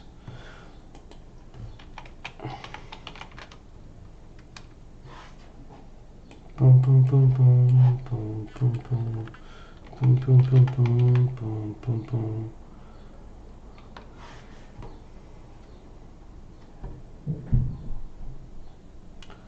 So, still marketing, guys. A tweet takes time. It's ridiculous. Streaming is a lot easier and faster once you're up and running. But just a tweet in general is insanely long. Because you have to put the right components in.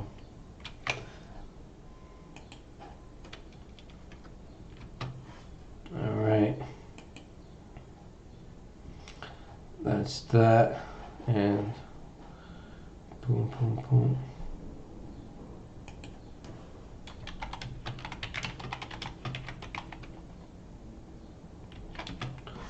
Boom, boom, boom, boom, boom, boom, boom, boom, boom, boom. And what I'm gonna do is I'm gonna show these prints for you guys. Let's just show.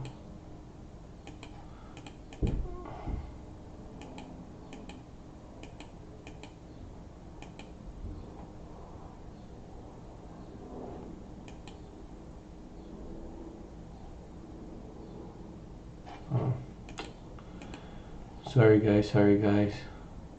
Had to refresh my order thing. There you go. And I can't help it, man.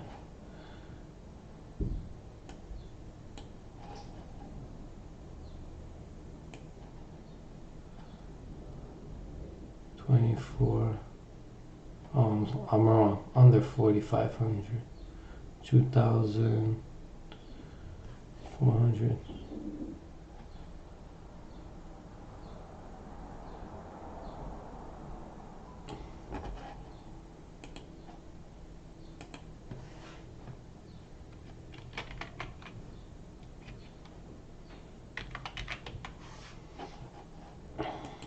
All right.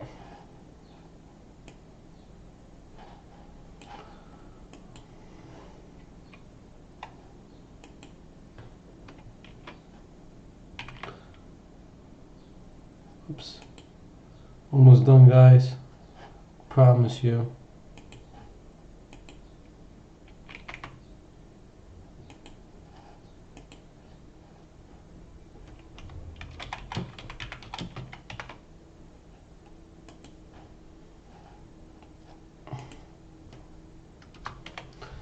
All right, so it's under 4,500 shares. All right, so $100 or some shit like that, with ticket charges. All right, so there you go. I'm telling you guys, technical trading is a language. It's all a language.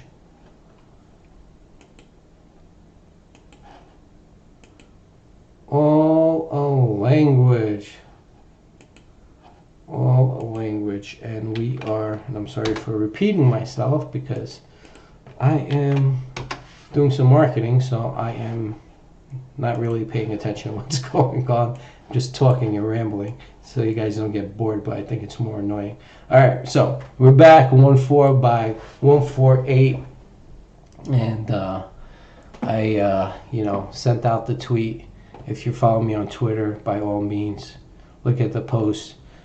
So on the 4,500 shares, I traded today on Axe at different time frames to create some type of noise, and as of right now, she is doing what I want her to do. And, I just hope she continues to hold up.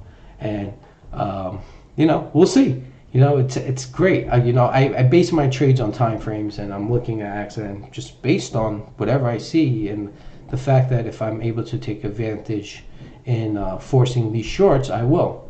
I'll play the same game they play with us. The reason why I'm able to is because I understand trading, like they understand trading. The way they fuck with us, I could do the same thing. I did it with GIFA as well. People who know me. But it's all about timing. It's doing it right. You remember, every stock is different. You just have to know exactly what you're doing when you're doing it. Timing is everything. Even though I brought her to these levels, we have to see if she can hold to these levels. I mean, I didn't bring her to these levels. I just placed these orders hoping that these levels will be brought, and from the open. All right, and we've been doing this ever since the open, right? The 1,400 shares at 0.0153. I had my order at 0.018. If you guys can see, I posted it on on Twitter for you guys. However, I got filled at 0.0153. But what I'm happy with was that when I did that, it was higher than all these other resistance levels from from I guess March, from April 1st till now. The fact that it did that, it's showing that hopefully we just create a bottom. I mean, I would have paid 1.8. You wanted to give me 5.3, I took 5.3. But I'm happy it was higher than those numbers. Even if it was 1.4, it's still better than, my opinion, opening up lower. But the fact that it was 5.3, I'm happy. And yeah, so what? I paid 1,400 shares at 1.53. You think I care for that? Like, trading is, it's definitely what you paid, but sometimes it's more than what you paid. It's what it can do if you trade her right. Okay, I could show you, oh, I paid this price, I paid that price, but if she's not moving, she's not fucking moving. She could trade there for a year. My goal is, to see if she could turn around. If I could help her turn around by doing so, fine, I will. Shorts are doing the same thing. They're pushing her down, and I'm trying to push her right back up. They took over at one point. I see an opportunity. I'm trying to do the same. And I don't have to do with a lot of shares. I just have to time these orders properly where it entices traders that see things that have been created either by myself or other traders based on the order transactions of certain prices. It's all formula related. It's all formula related. So that's what I'm saying. And hopefully it continues this way. I'm not sure if it will for the day, but it's definitely a great start. Okay, I'm gonna step away. I'm gonna mute my mic. I'll keep Axe over here. And remember, my live streams are all saved, so you can watch this later if I'm still live and you can't go back and look at what I did throughout the day. But if you look at my orders, my executed orders on Twitter that I posted there, show you the price points I got in, those price points I was looking for and asking. That's what trading is about. I guess if you guys live stream, watch my live stream, you'll continuously see this, what I do. But it's only a matter of time. And I'm telling you, if you take my course, you will be extremely happy. I just can't state this enough to people. Like, yeah, you know what? It is what it is. But you're talking about me babysitting you for a whole fucking year after the course. That's nothing. And the reason why I'm doing this is I want to have my own set of traders. I want them to think like me. I want them to see things that hedge fund managers and other institutional traders see, and create algorithms for them That's the theory behind trading. You want to go where everybody else goes at that time and at that moment. Or if you can ignite it and have others chase it, it's perfectly fine. It's a form of trading. It's making money. It's applying demand. There's a lot of supply at 1.1s, but now we evaporated, and there's supply at 1.4s. That can evaporate, and then there'll be supply at 5 cents. The supply and demand. People are willing to sell at 10 cents. You want to buy, you better buy at 10 cents. It's that simple. Yeah, so that's how the markets work. Let me step away. We'll come back. I'll come back. I'm just going to have things stream over here. What I'm going to do is I'm going to put CBDL over here. Let's see what this is doing. You see 1.1 by 1.7. She's fairly quiet. Remember, these two stocks, a lot of short interest. There's only 6.2 million float on CBDL, 76.2 million outstanding shares, where 70 million is owned by the insiders. So 6.2 available for the public.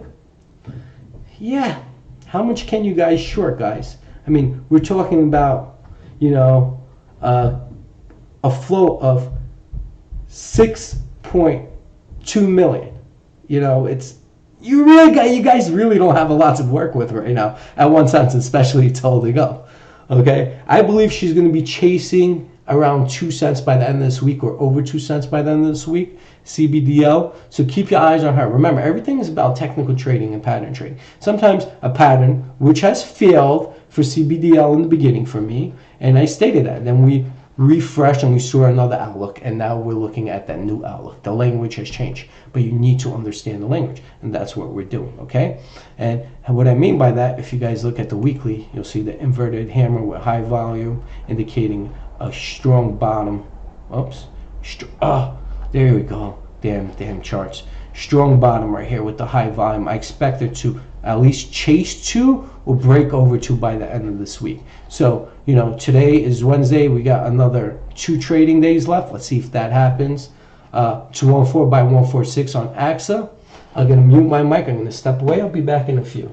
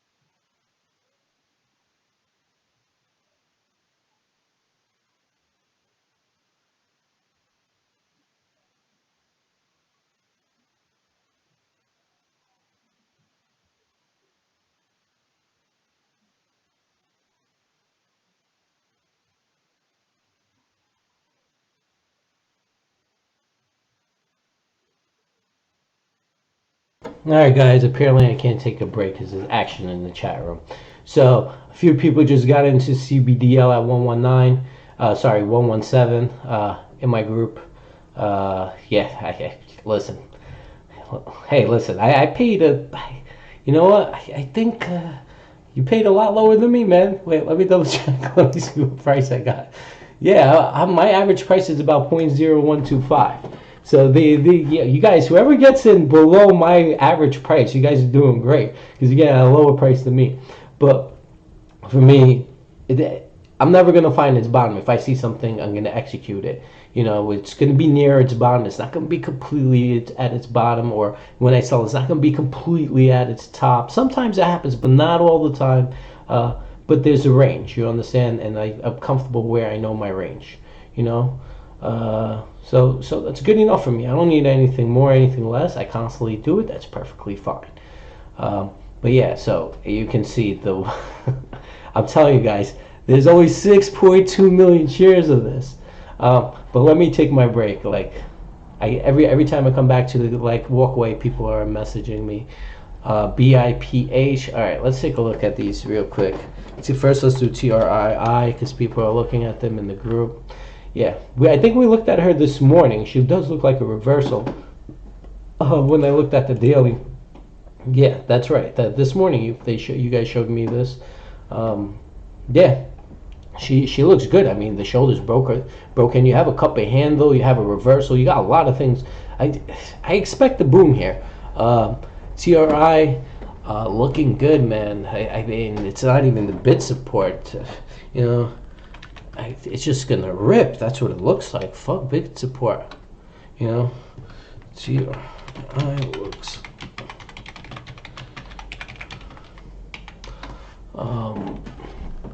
Yeah. So it's she looks good. I mean, I honestly think you can see her. You know, I want to say at least 4.2, 4.5. I don't know if I made that statement earlier, but if I did, oh no, more than 4.2, 4.5. What am I saying? That was probably a different stock. Yeah, you know what? I want to say maybe at least I would say 7/10, 8/10 of a penny. Okay, there you go. Look at AXA printing the ask, like we want, right? Now what's the next one? Let me take a look. BIPH. Let me look at BIPH. Okay, so. Oh yeah, well if she closes here, if BIPH closes at this level, it would be an interesting buy, right? Or like at the end, by the end of the close, if you smack and just like get in at 5s and maybe 5.4s, that could be great. I would wait to the close to get in on the stock. If you're not in it, and who asked me about this stock? DDV.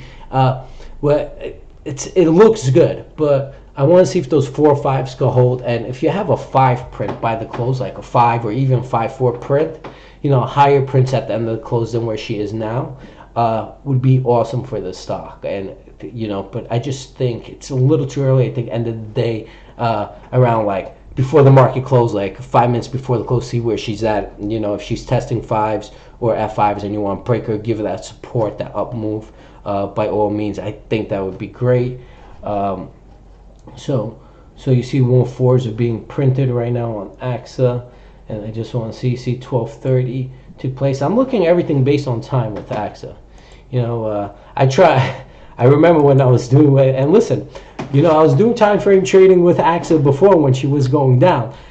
Shorts weren't letting me do it. I'm pretty sure you guys saw my 911 prints from time to time. You know, so, and if you see 911 prints, it's not only me. There's a lot of people that do it. Okay, it's just telling traders what to look out for. Do you see it? Do you see it? I see it. Do you see it? You know, that's what it is.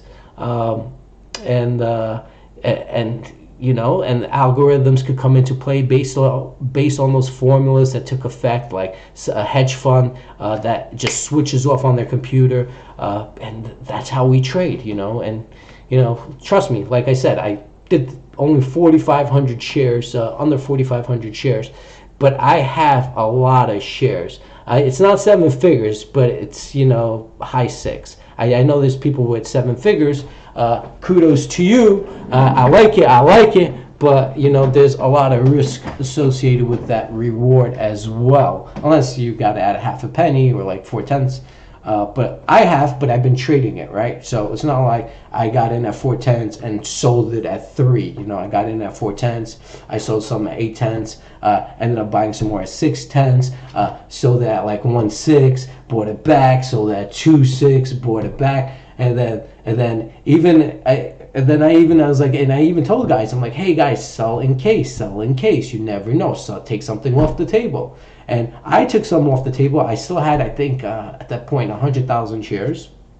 Not lying, you know, but I had a lot more. But I had 100,000 shares. I think it was like 2.7 right after the news, and then she just cracked. I think I lost $1,000 in like 2 minutes.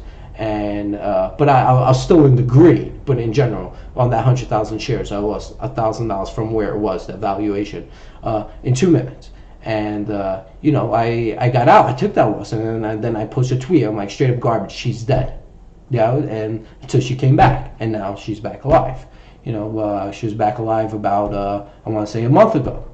But shorts are trying to hold her, and now it looks like the tables is turning.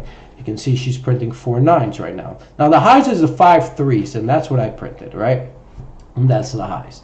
So we'll see if that happens. And you see, oh, you can't even see CBDL. But that's BIPH. So let's go back to CBDL. CBDL is printing 119s right now. 11s by 119s. You can see that, 264.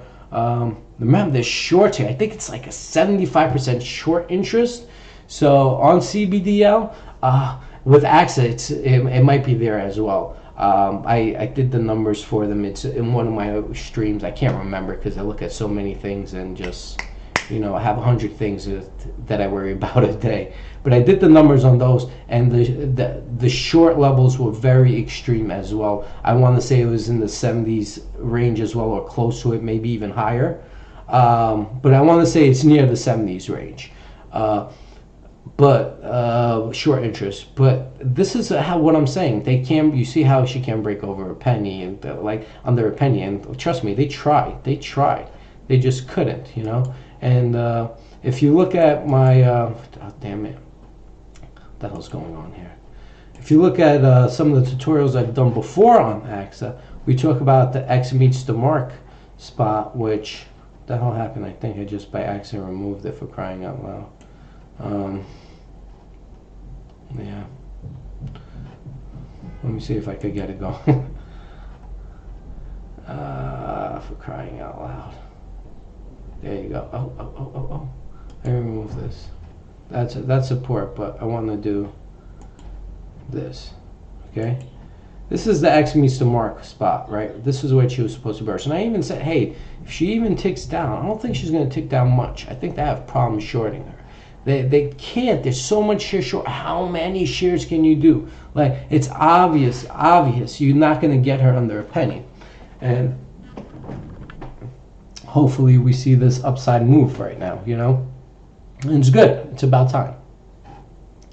She needed it, okay? She needed it, and we needed it. And I'm happy. So I'm really happy that that move did what we needed her to do. And you see 149 prints right now. Good for you. You're trailing. And that's what I wanted. Now we're supposed to see about a 10th spread, right? A 10th spread. Then we'll see 2/10, maybe 4/10 as she gets higher to around 2.5 cents, 3 cents a share. I think she's going to get more volatile on the X size, especially as news comes out, or and you know, and if it's to our liking, to the buy side liking, the shorts are going to panic like no tomorrow. I mean, like, we can see, and I'm just going to show you now. I'm supposed to take my break, but you know, excitement. Okay, you see this? No. See, and this is what I pretty much been waiting for. I'm not going to lie to you. You see this move? All right. I wouldn't be surprised if something like that happens again.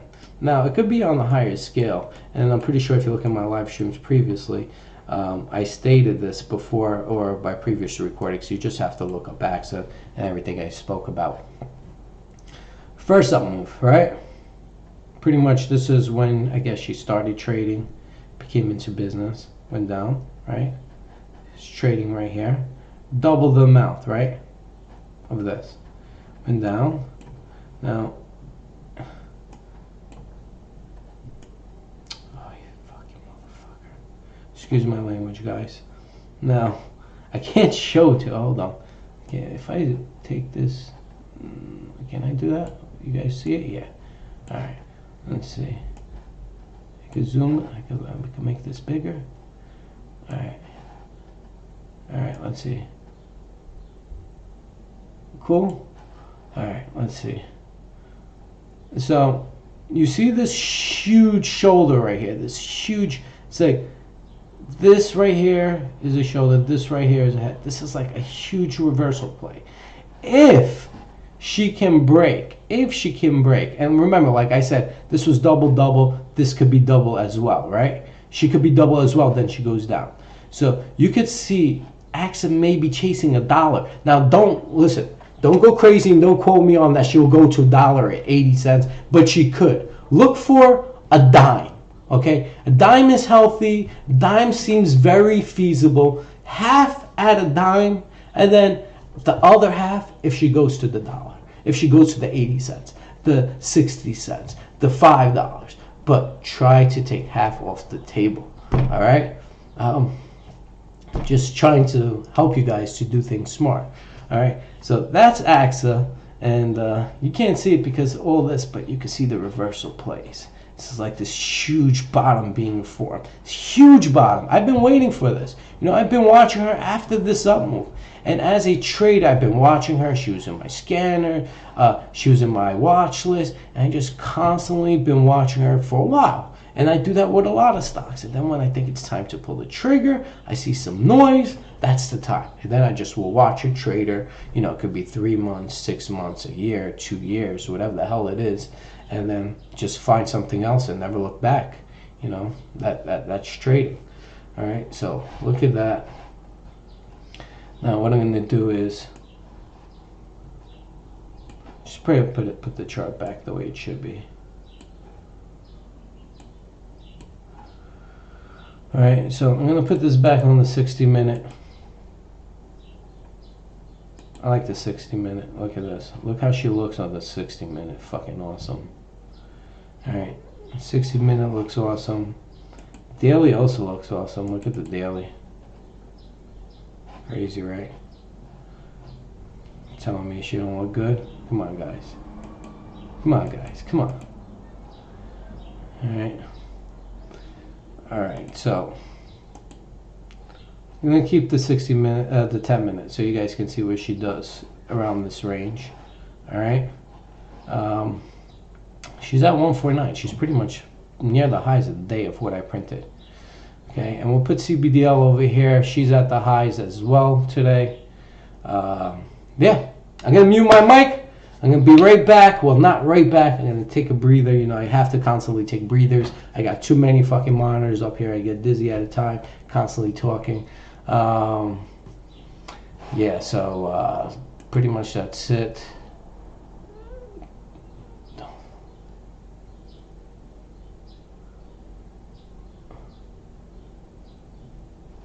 Nice. All right.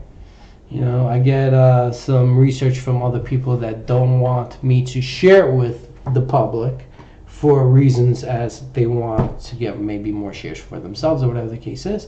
So I'm not going to give that answer, give up whatever it is or what it was.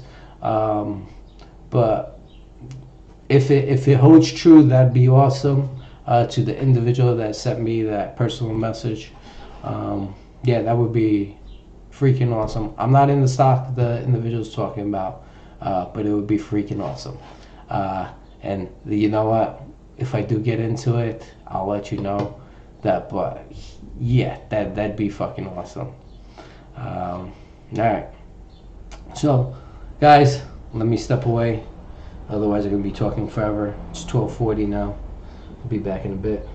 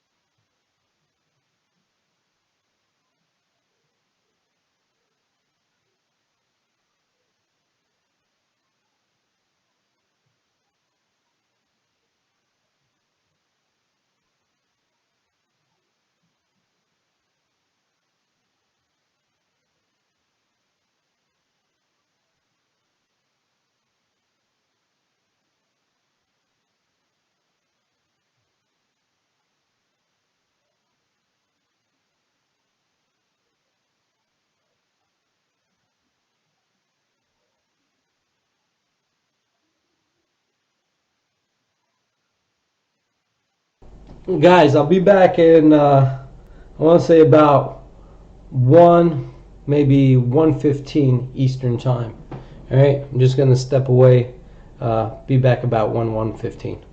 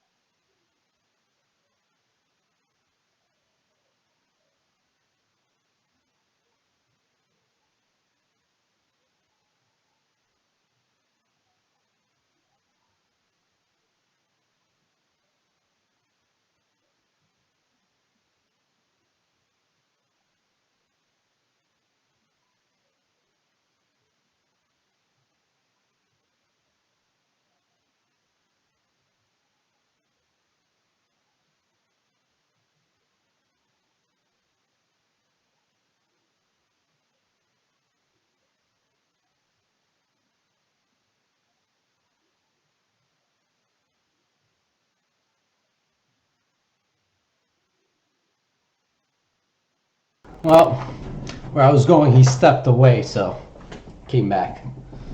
It's gonna meet up with one of my friends that lives in the building. Just to get a breather. Sometimes staying in front of the computer could be too much. This is why I stream. I like to communicate with people, otherwise I get bored. This is why I'm also willing to educate people while I trade. Trading is fun. It's obviously it's sometimes not fun. It depends if it's a really bad day for you. But trading in general is joyful if you understand it. But you need to have interactions with people. You're not a fucking computer. And I figured since, I just know trading very well. I know it in and out. I've been doing it, for pretty much half my life, in the financial world. So, I figured instead of trading in front of the computer, I'd rather communicate with people on the computer. And you know what? One day, you're taking, you're communicating with me. You could be taking my courses. Then we could have this huge group where we actually meet maybe once every 3 months, once every year. It's you don't want to have a job that makes you a fucking hermit. Trading is good, but you need to have friends. You can't just, you need to interact with humans, and a trader, I really think, lacks that. That's why I would educate people. That's why I'm educating people, because I get to communicate with other people. I'm not bored in front of the computer, just pushing buttons, looking at patterns. You understand? And execution prices. Entertainment, interacting with humans is joyful for me, I guess. I like to communicate with people, talk to them. About stocks. I love talking about stocks. Anything in general. Anything that's worth a conversation, I'm up for. So you can see 149 is being printed. I really, really hope. I know there's some hiding. Obviously that's going to happen. So you see the 4749 area. Shorts are trying to hold this area because of that print at 153 that I created this morning with 1,400 shares. So they're looking at the new resistance level, which is today's high. So they want to make sure that Axe or whoever's still short, or whoever traded her from the morning, is trying to get either out of resistance or trying to hold resistance. It's one of the two. Okay, so I see somebody selling here at 147.80K. It's one of two things. It's either a short trying to hold her down right below resistance, or somebody's trying to get out right below resistance. Okay. Remember, 5.3 is the resistance which I created today at the open. Prior to that, the resistance was about 0.0135, maybe 0.0137. The fact that she gapped higher destroyed all those resistance until today, and that's why now we have a new resistance for the day. Broke all those. Now I'm hoping to see if she can break higher. That's really what I really, really want. But if she doesn't, she forms resistance here. Well, we know that these levels was already broken. So the next bounce she makes, there's a huge chance that she'll be higher than this one. Okay, so it looks like the resistance, the resistance that was destroyed. You see, this was her resistance also. So it's this level, this level, this level, and I created this at the open. Just pretty much wiped out all these levels. Now this is no form of resistance, and it's chasing her. And the shorts know that, so the shorts want her to hold. You see, even this level broke. Oh, or at this level. Let me see. Sometimes, oops. You got to do it right, man. You got to do it right. Where the hell is this? Okay. I believe this is her. Okay. I'm gonna do some horizontals. Where are you? There you go. It's resistance and resistance. Okay. This is resistance, but now it's, you know, you got that over there, 227. All right, so let's bring this over here, fast forward. This is what we're looking at in general. Oh, I'm lagging. Give it a sec, guys.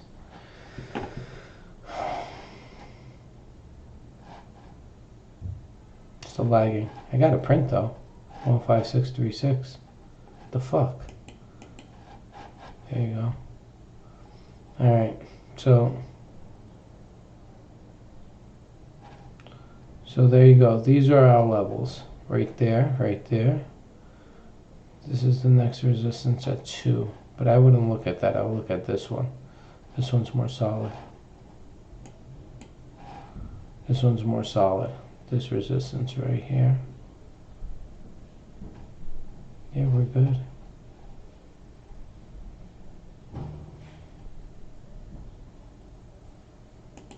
There you go.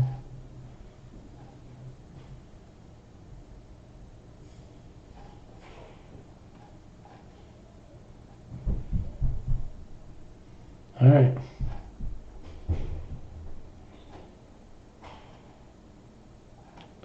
One, two, three. See, these are all resistance levels. Now, obviously, resistance is this uptrend. If she's right below it, right? That's resistance as well. Oh, come on, for crying out loud.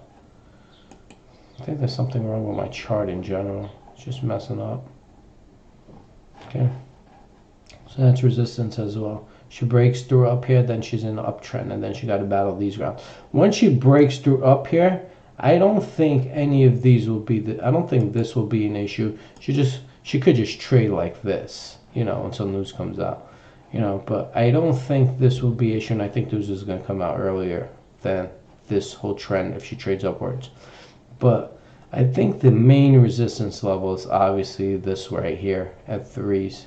And you know, this looks more accurate on the daily, you know, right here, but let's put it here. So this is the first test, this level. If she can break through here, then she'll test this level. And this will be the main level for her to break before she can skyrocket. Okay, so if she closes at, let's just say safe end, she closes over 4 cents any day, she can explode. All right, so that's for AXA. Let's see what else we got. Let's see what my pig is doing. This is my pig right here. This is my pig. Alright. I like pigs. When they fly. I'm still waiting. Let's see. Green Zebra. Finally made a trade. 120,000 shares. Pretty much 7.7. Is that the low as well? No. 7.4 by 7.7. Not enough space over here. I don't need this shit. Make this as small as possible. Make that as small as possible. See, not enough room over here for you, for you guys. I'm trying to make everything fit, you know. Do what I could. I mean, I can make these smaller. See if that'll help. Just a tad.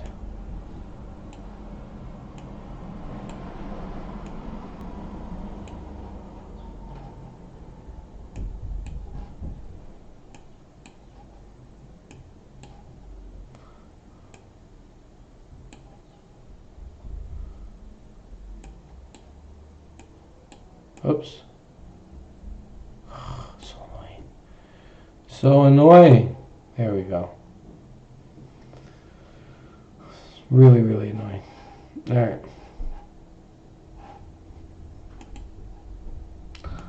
Let's see.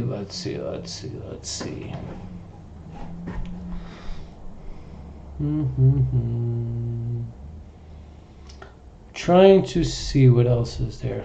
Do you want to see what's popping up across the board? Ooh.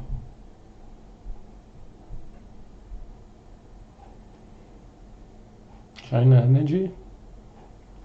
Sounds like a college. See SUNY. It's a SUNY, not a CUNY.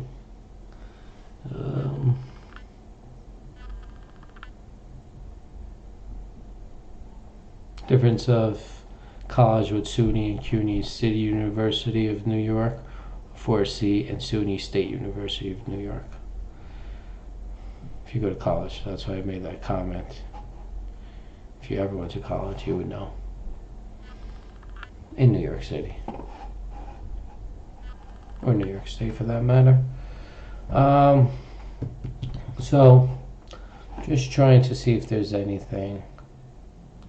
Let's take a look at some other stuff that we've been looking at. PLCI. See, look, the ask increase. Alright. Sorry, guys. PCLI 3.2. Alright. I mean, she could bounce here, she could head higher, but after this move, if you got in, take at least half off the table there. Remember, she could be in a trading range for a while, you know, just within this range. Okay, but we spotted her, said, oh, she looks like she could give about 2.118 to 2.3. Remember that? One, I guess, was 1.8, you know, but never exact. I think it was 2.1 was the accurate number.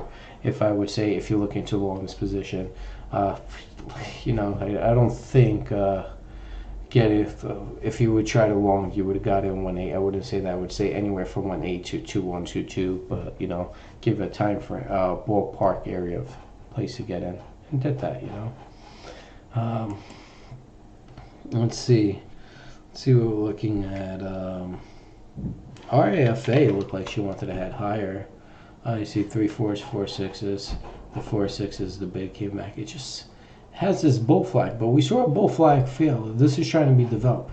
Bull flag trying to be developed, but we saw a bull flag fail, right? As I think STRH.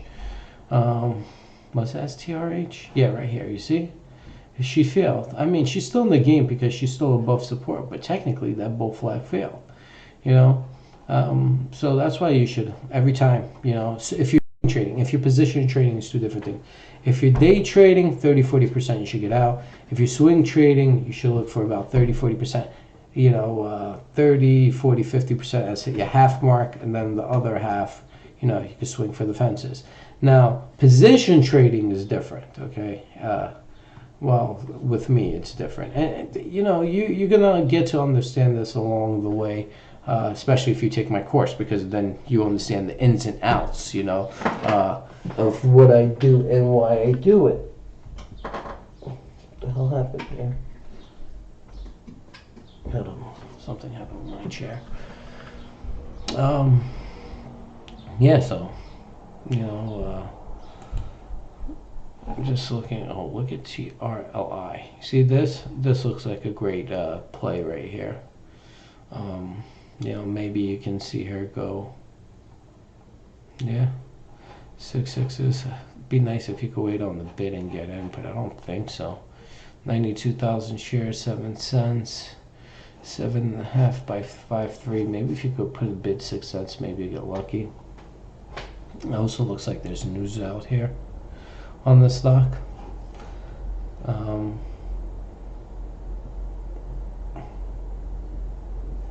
Development stage technology specializing in recruitment software is pleased to announce that the board of directors has approved a change of company corporate name to Recruiter.com Group Inc. The company has submitted its financials regulatory, FINRA, blah blah blah. So from Truly Media, it's going to be Recruiter.com Group Inc. All right. How about just a Recruiter Group or Recruiter.com? Like Recruiter.com Group, is that your website too? I don't know if you guys get what I'm saying, but like, that's your name, like corporate name to Recruiter.com Group Inc. or Recruiter Group Inc. Like, is your website Recruiter.com or RecruiterGroup.com? Like, what the fuck is it? Like, it just looks really weird. That I think they made a mistake, typo over here. And also, obviously, they're changing their name, a symbol, TRLI, Truly Technologies. Okay. I don't know what the symbol name change is going to be, but keep your eyes on her. This looks like you can get maybe 30-40% swing trade, maybe 50% swing trade 6, and maybe get out at like 8 to maybe double 8 to 12. But I would try to get in at the bid. I wouldn't even smack the ask. All right.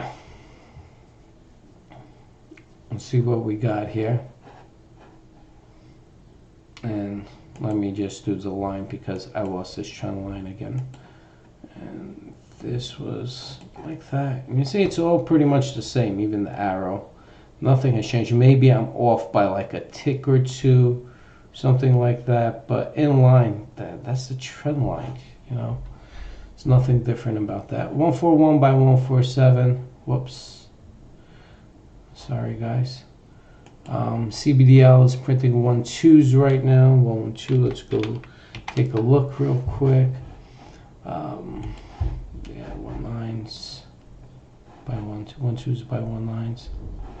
Okay, let's see what else is going on. Let's take a look at BTSC. Bitcoin stock. This is a bull flag. Okay, so this is just a minor hiccup. Also looks like, I want to say, a miniature cup and handle. You see the cup handle. It would have been nicer if it just did something like that, but got a reversal. Looks like bull flag, uptrend. That's for BTSC. Let's take a look at BFCH. Up just a tick, 2 by 2, just a 0.206. She's holding up. She's a beast. We've been watching her all over here. All of this. And let me show you. You see BFCH, this pattern, bull flag. Okay, you see this pattern, right? Now, I want you to look at HEME. Look at this pattern. It's very, very similar, but it hasn't been developed yet. Okay, see? You see how I did this? Now, let me show you BFCH. See, look at this flag, right? See this triangle flag? See 206 printing 2 by 209. She could just rip right now. Well, it looks like people still hungry for BFCH. All right, you see this? After this triangle flag, she popped, and look, here's another one, right? It's another triangle flag. Let me show you guys what these look like so you can see them. This is on a shorter time frame. Okay, and look, she's breaking out of there. Okay, look at that. And I can spot these because I understand the language right away. See, so 2 and 9 is trying to break. 49 stood over there, 2 1s. All right, so that's that. Now let's look at BT CSD. Okay, so I get confused with this stock and BTSC all the time. So you see here she's ticking down, and this is why you'll see what's happening here. 4 1s, 4 is like a million at 1.4 right now, and you can see BTSC right here and BTCSD are both. I don't want to move X. I want to keep her up, but they're both ticking down today just because of Bitcoin. And what I want to do is, let me see if I can show you where Bitcoin's at right now, because you guys been watching my streams for the last few days, and it'll only be nice to give you a great idea. Let's see what page. Just bear with me, guys. I gotta. I'm sorry. Just got to refresh this and then copy and paste the link because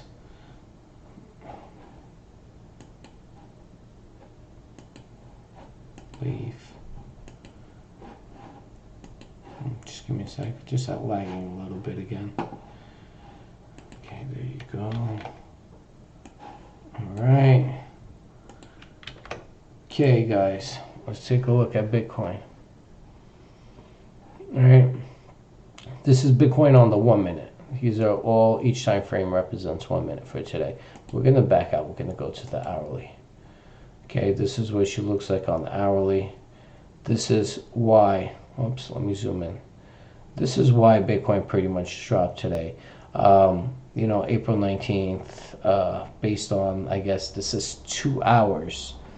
So this is our 10 o'clock, Eastern time's 10 o'clock where she closes, okay? And she went up back to her highs, right? Right, like literally back to her highs, and then she cracked right here. This is what she's done ever since. So this is why you see Bitcoin, BTSCD, and BTSC down today, just because of this move. This was 10 p.m. I would say this move was from 10 p.m. and this move I would say was about, from here was about 4 a.m. today.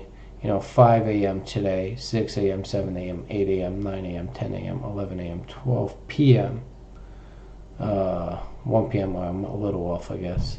I guess this is right timing. So 1, 2, 3, 4, and right here is 7. No, I was right. Okay. So anyway, yeah. So anyway, so this is right here due to the market dropping right now, right? So BTSCD, she's down today. Let me see if I could do this. Oh, let's see if I could do this over here. Let's see. Let's look at the hourly. All right, and where did she go? No. Oh, there you go. All right, X this out.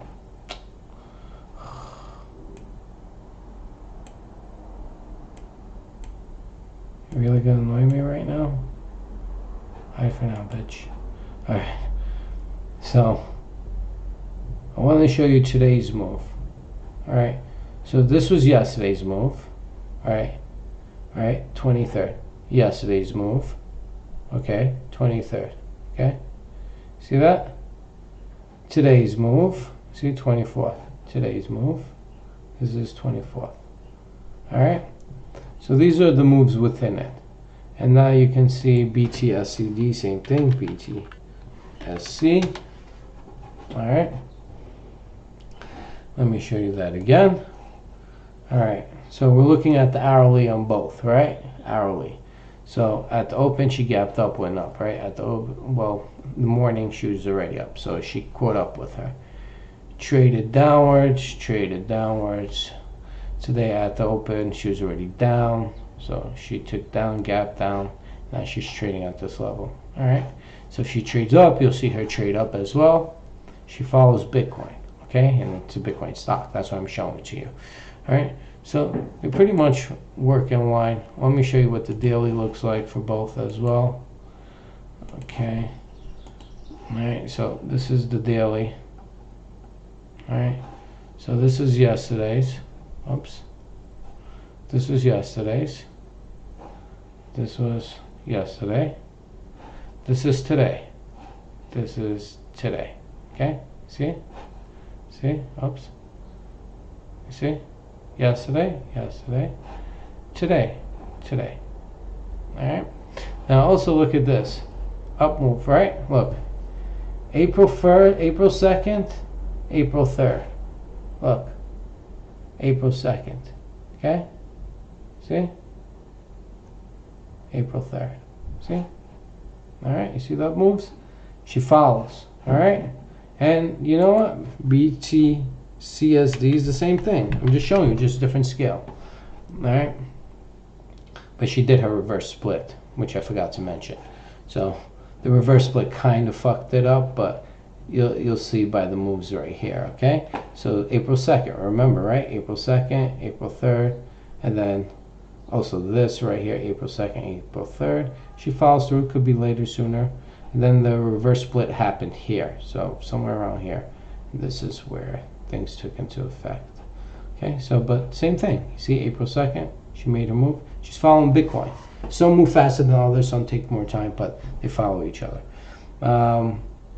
Yeah, so that's that. Let's see, we'll see. Anything else?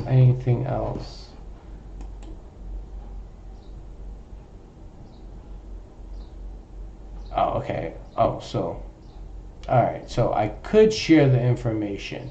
So the information that DDV brought to me was ticker symbol TRII. CEO saying Form 10 to be filed by end of month means 10 million assets at least. Um, that's what he believes. Let's take a look at TRII. Remember, we were talking about it earlier today.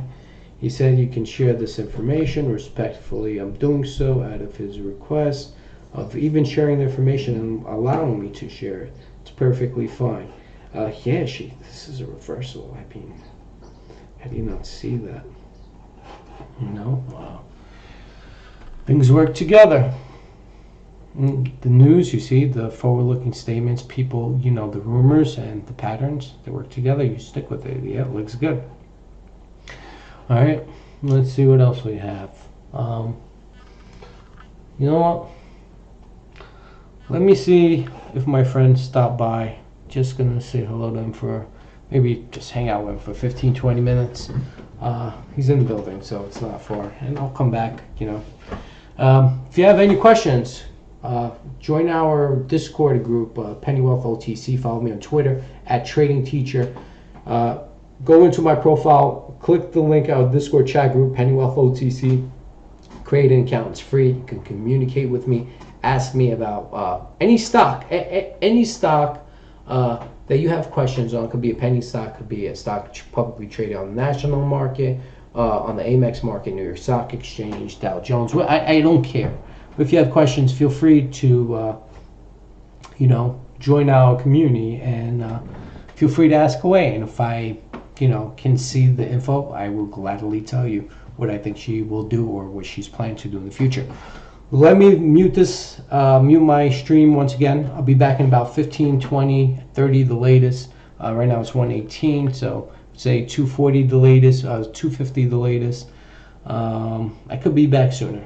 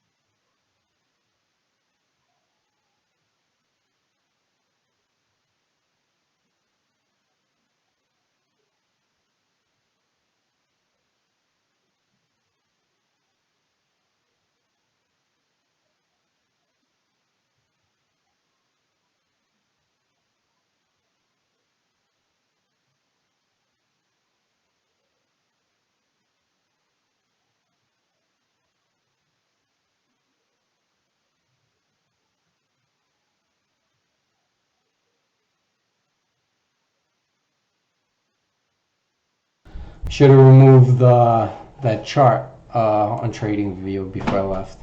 So let's see what we got over here. 147 TRII. Okay, so DDV said I can share this info. So supposedly Form 10 is going to be filed, and there's going to be about at least 10 million in assets. For crying out loud, I can't get off the damn phone. Give me a second, I'll be back.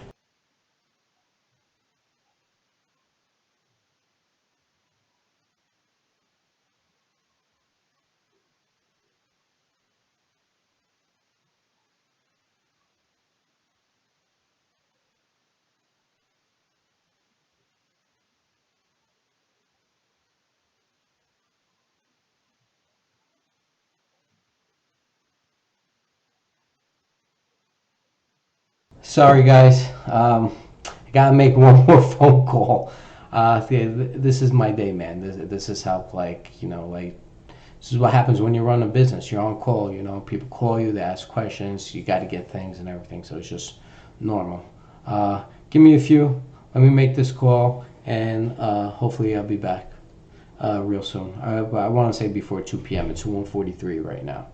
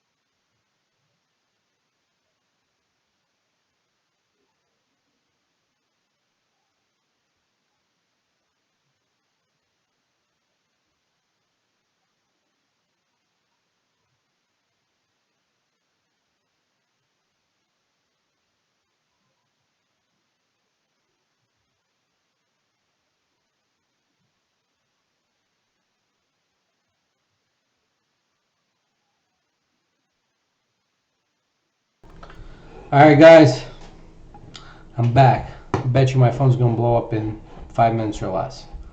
Um, let's see.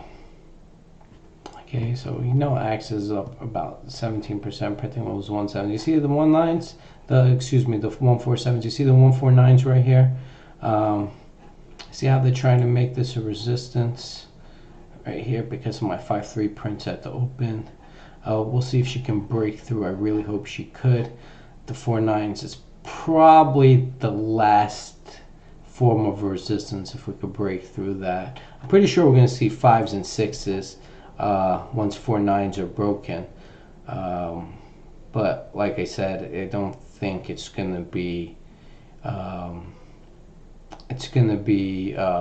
too much selling. It's a lot of shares on the sell side.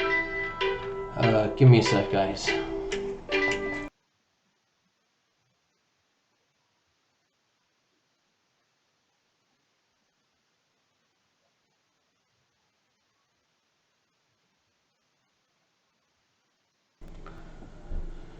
I don't know. People are calling, but they're not responding. Like, you're gonna call me, say something. Those 4-7s are getting crushed right now. CBDL is at 11258. That was the last print. Last print was about I want to say about over 30 minutes ago, or about 30 minutes ago, at 113.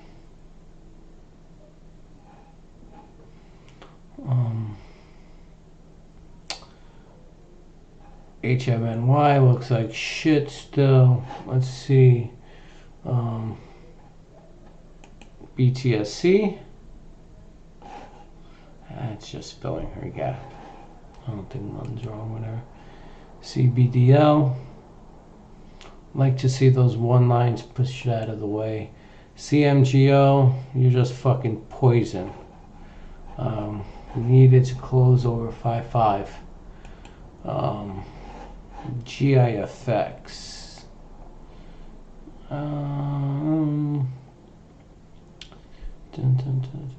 You know, what's going to happen? She's going to trade in this range, and eventually further, she's going to deteriorate further as financials take longer to release. And I knew the phone would not stop, so give me a minute, guys.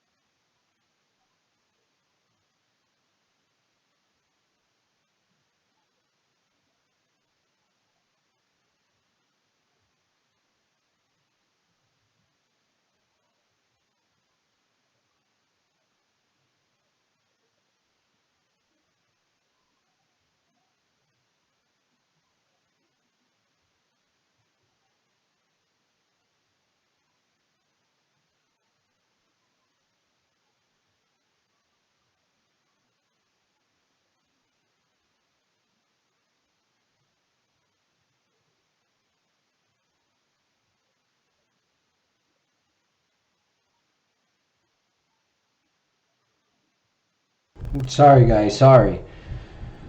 Ah, I'm out of breath. So many calls. I got like 30 phone calls today. It just doesn't stop. All right. So these 4.9s, take them down. You see? See some at 1.5s. Push them out of the way. Push them out of the way. Push them out. Let's get GIFX out here. CMGO, piece of shit. This is TRII. Oh my god. I gotta take these. Sorry, guys.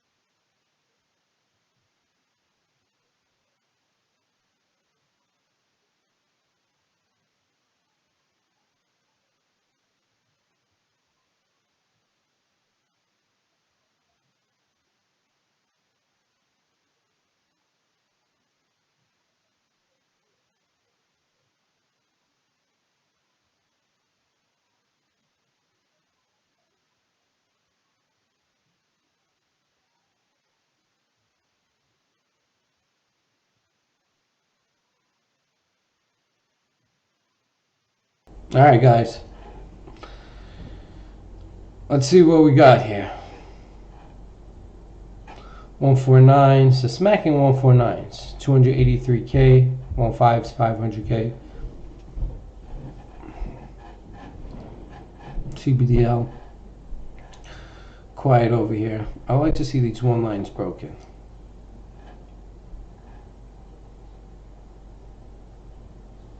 Yeah. Let's look at the 60-minute. You see that? Yeah, we want the 1 lines broken. You see this? Just trying to put up a wall over here. This fight at 1-2. Break those 1-2. She's gonna fly. Alright. Remember, I believe she's gonna be near or over 2 by the end of this week. So let's see if that happens. Alright. Axel 1.4 by 1.49. She's printing there. And let's see 1.49. It just seems like 1.4 is like the bid. 350. It's no joke. GZIC holding at 7.7s. It seems like 7.5s is stepping up and bidding, holding her up with a 72 bid at 550 right here. Remember, they said they're going to report financials late. She's still in this trading range that I like. And remember, I showed you guys BFCH, right? And HEM. So look at this. I'm not going to remove AXA here, but I want you to take a look at these patterns.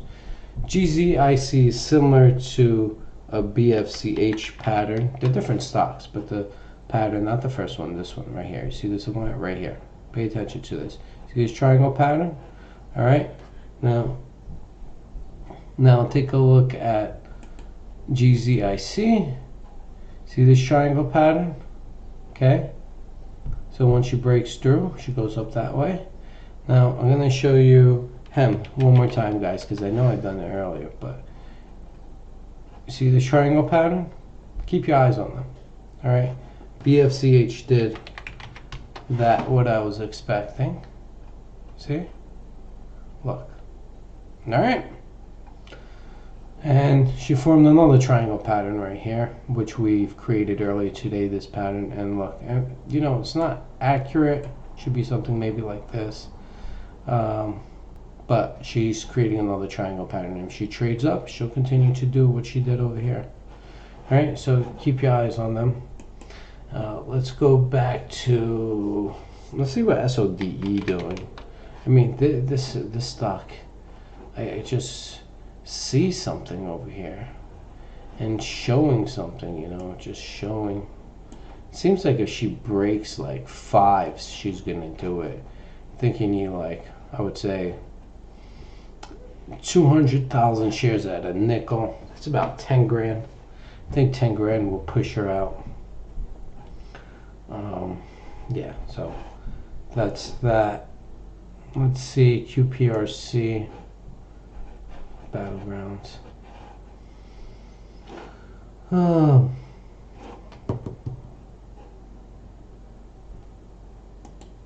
about being patient. Being patient is a virtue in trading. Okay, INND. See, she's forming that handle right now. You guys got to keep an eye on her. You know, she closes this and gives it a bullish engulfing. Look for her, man. This is her pullback. You see the support level? This is her pullback. You know, if she doesn't bounce over here and trade within this range right now, she just forms this bullish engulfing. That'll be a couple handle, and she could just rip. I really think she needs a breather, but I wouldn't be surprised if she rips, you know. Be smart, okay? All right. I wouldn't be surprised. You have to wait till the end of today to see where she goes, but yeah, she's definitely strong. This is a position trade in my opinion. Let's take a look at hemp. We didn't look at hemp all day, maybe briefly. Yeah, there she goes. And you know, we said, hey, we want to see if she can get around this range, right? Said it's really healthy if she goes around the 2.6, 2.4 range, and you know, that's where she's at, right? It's fine. It's healthy, man. Just because she ticked down, you know, she's not out as far as a position trade. You know, this is a day trade, swing trade move that happened here. People took their profits. You know, I expect her, and I would like for her. Let me just go into the hourly. I would like for her now to trade off this level, right? Like that. You know, she could even tick down to around this support level, right? Well, we have 2 4s over there, next support level, right? 2 4s. That's the support level. Was resistance, now will be support. But she can create support right here as well, right? This could be support. She can form it, and we'll see. But these are her levels of support. I believe this is her true support right here. But she could create support right here as well. And that's why you see a line. I created this doodle right here. And then I also created this doodle over here. There's 2 ways right now hemp can go if this is her true bottom. Now remember, she can just crack these 2 supports and she's done, okay? So not done, but she'll probably trade around these levels again. But I honestly think she's in the 2 to 6 range. She breaks out of 6, she closes above 7 cents, done. If you're long, don't sell. But within that 2 to 6 range, it could be flipped another 10 times, you know, another 3 years could flip in that range. We really don't know. I think it's close, especially with the hemp approval on the federal level in late December of last year of 2018 into this year. So I think she's on her way, okay? And I think, you know, it's going to be a real good year for marijuana stocks in general and hemp stocks. I want to say it's going to start, I believe it's starting now.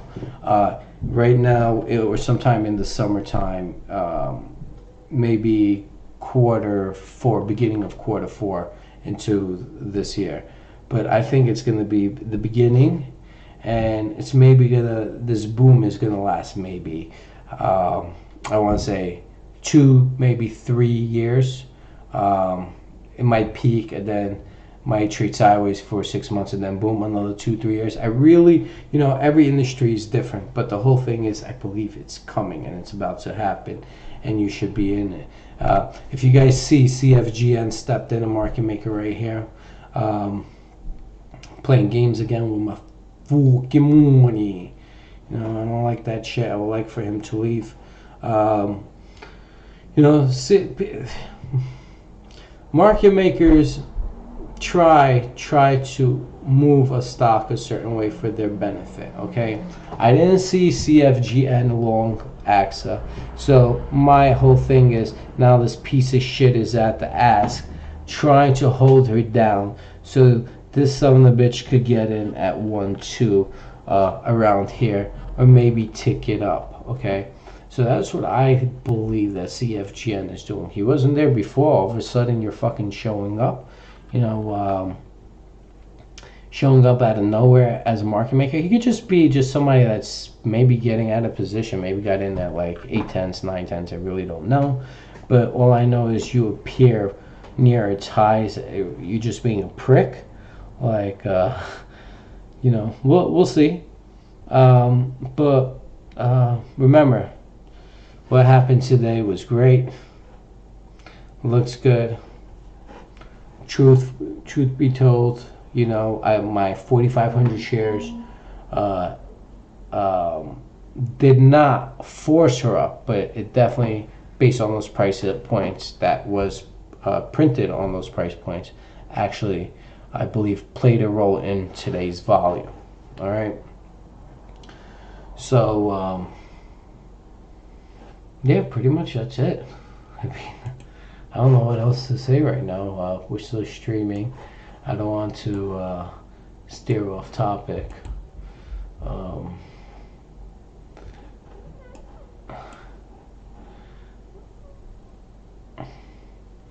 Let's see, straight from developers. Let's take a look at TTCM for more. TTCM. Let's take this. Let's see if we can see something here. And this is a beast. Like, how much higher can one thing go? And this could be a runaway gap. Keep your eyes right here, what I see here. This could be a runaway gap. Let's narrow it down. Let's see what we got here. All right. Oof.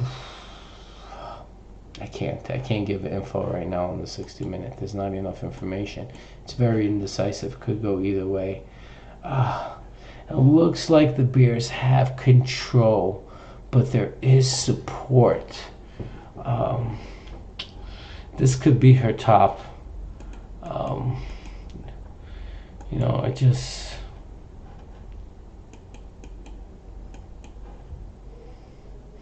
It's very, this judgment right here is just, it's a tug of war, because it seems like the buyers have the technical niche on the 1 minute and 10-minute right now. But when we look at the 60-minute, right now it shows resistance. Now, granted, there's another 51 minutes for the hourly to play, but right now, the buyers are on the control on the shorter time frame, but as far as the 10-minute and 60-minute, but on the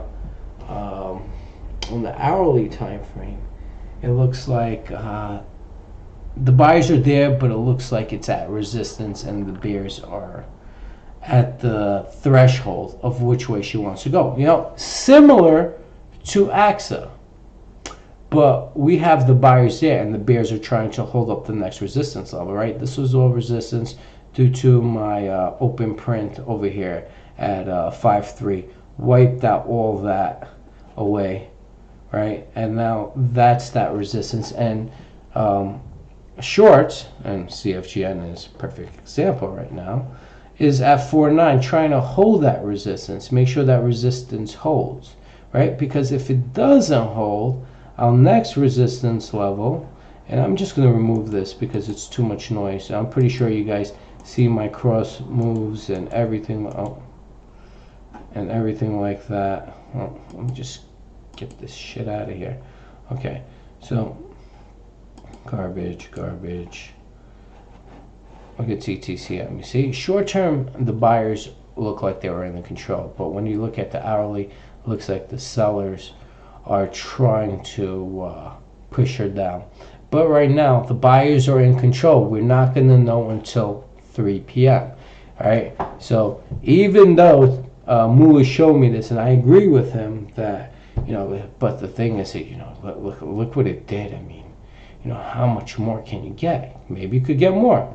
You know, as far as and look at you see, look at E-Trade just being a prick. Like why? Why would you do that?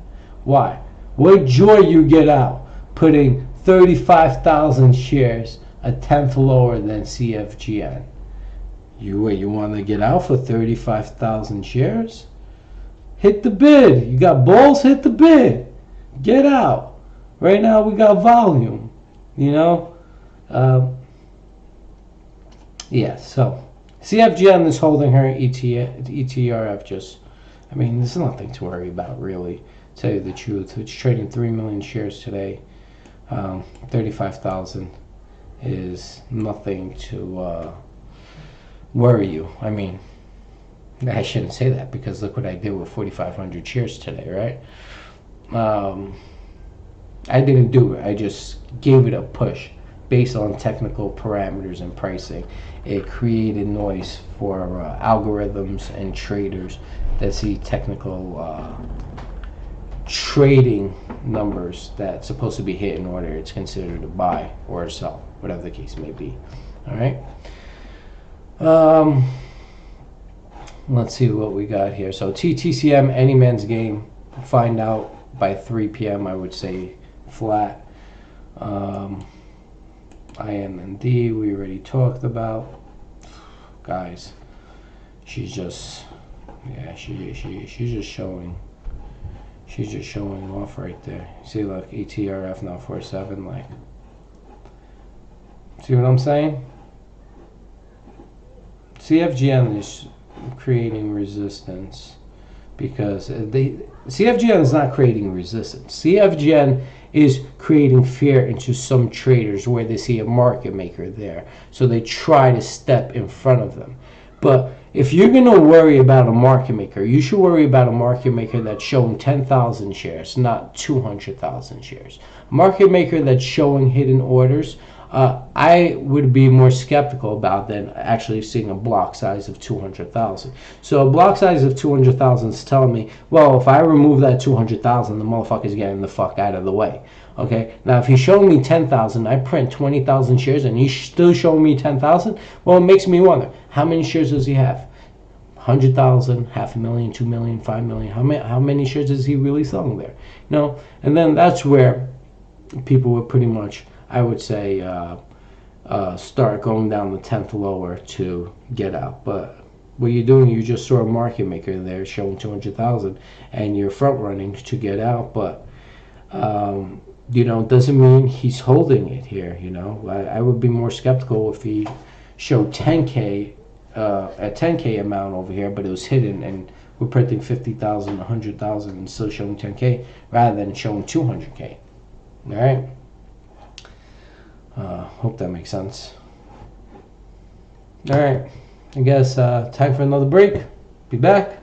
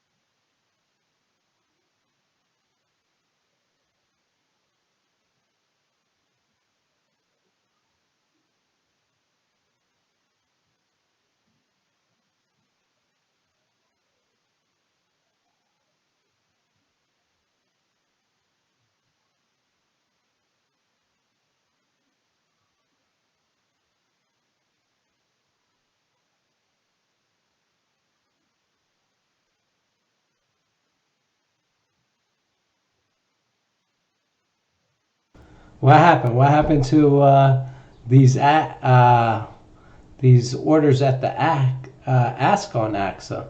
What happened to the 0.0147 and 48 at the ask? Well, they canceled, or they just trying to make the ask a lot stronger at 149? Which one is it? Man, see this right here? Trying to create resistance. You see this? Why? Because that 5-3 print. So they're just going to create resistance right below it. Right below it. They're trying to make sure it sticks. Be great right now if news comes out and just eats these motherfuckers and just explodes and have everybody cover right now. Or what would even be more awesome is that news doesn't come out and somebody just smacks 2 million shares at 0.015. You think the shorts aren't going to jump up and chase and outbid you? Oh man, you have no idea how they're going to chase. I'm telling you, it's like after that 1.5 mark, anywhere around this time, right here, this price range. All right. So we have that 10th spread right now. Now, if we can get over 1.5, I think we'll see like 1.7, 1.8 prints. This is the battle right here. Oh, this is very, very interesting. And it's going to be very interesting in the coming days. It never fails, man. It never fails. All right, guys. Let me pick this up.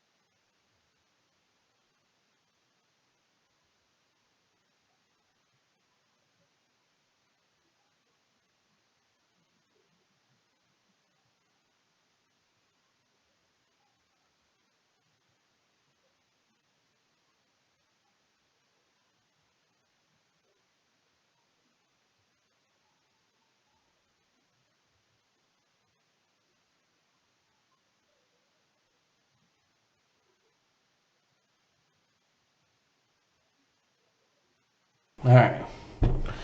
So, where were we? 112 by 119 CBDL, fairly quiet. Hasn't printed for over an hour in about 15 minutes. AXA, we already spoke about. Let's just do a rundown. INND, keep your eyes on her. This is a great position trade, especially after this dip. We'll see if this was her true support right here. Remember, it was resistance. But here's a gap play. She needs to break that right now. She breaks that, chances are she's going to head higher. There's a lot of things going for her, so definitely something to keep your eyes on. What else is there? Let's see, what else? Oh, fucking piece of shit. What are you doing? Why are you down? You still down? Bet you somebody's going to trip twos before the close today. Alright, so let's see what else we have here. Let's take a look at hemp. Okay, let's see. What happened to my trend lines? They just seem like they fucking faded away and it's pissing me the hell off. Come on, man. Create this for what?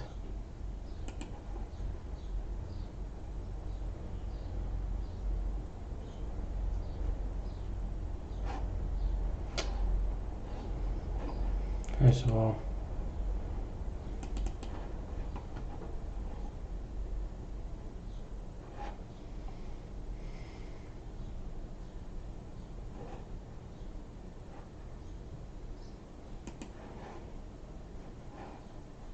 she might fill her gap. It's healthy if she does. Long shadow. She could. She still looks healthy. Even if she goes down, she's healthy, you know. If she goes up to 2-4, you know, 2-4, 2-4-2, and heads back up, that's extremely healthy for him. Yeah, so let's take a look at CBMJ. No. IGPK. See, it's 1.5s. Oof. What happened here?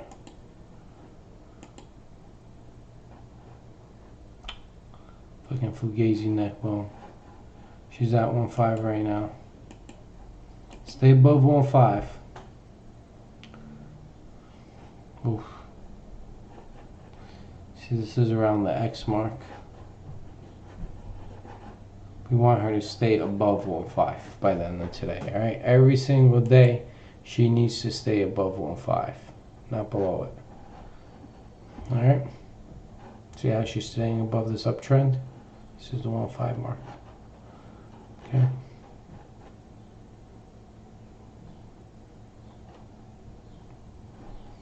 Alright. So, let's see.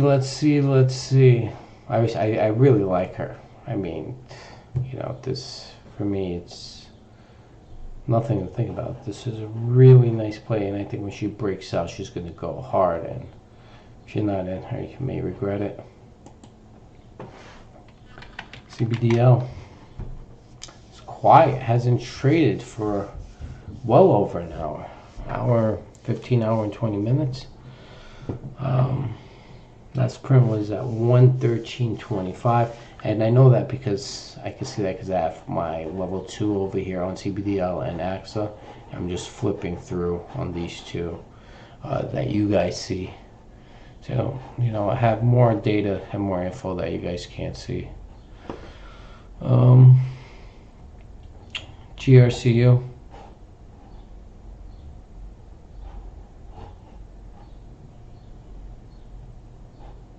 Looks like she's bottoming, or trying to at least. Maybe consolidating here for a while.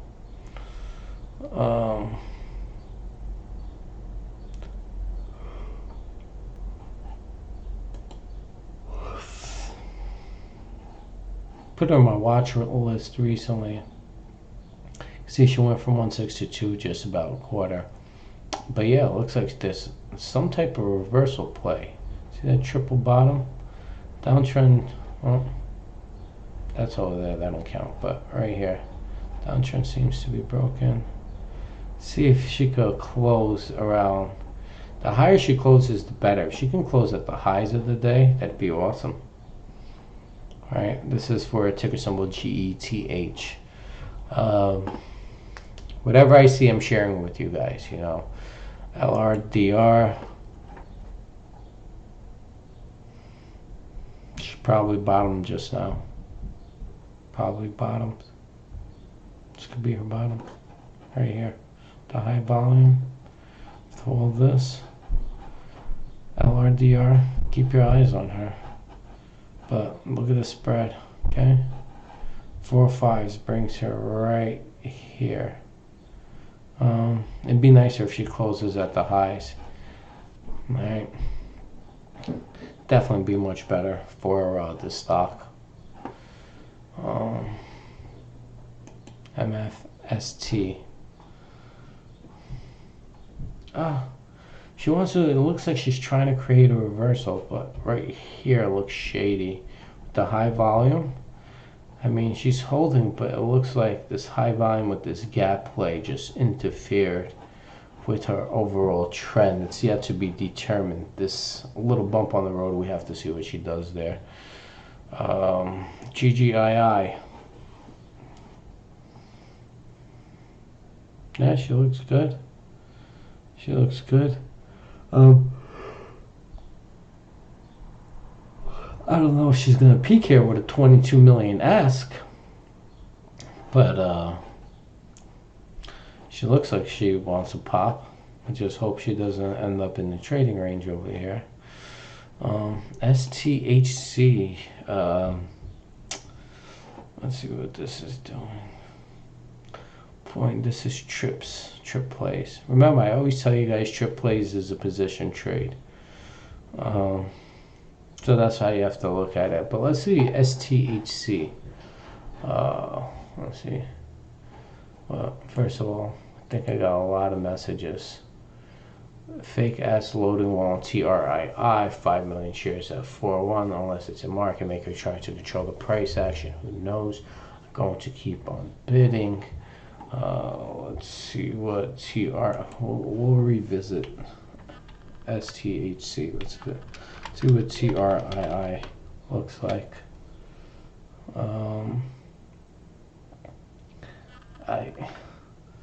Yeah, but if news comes that wall ain't shit, I mean, you have to understand, you know, 1 million shares is $4,000. That 4-1 right there, that's a 20 grand trade.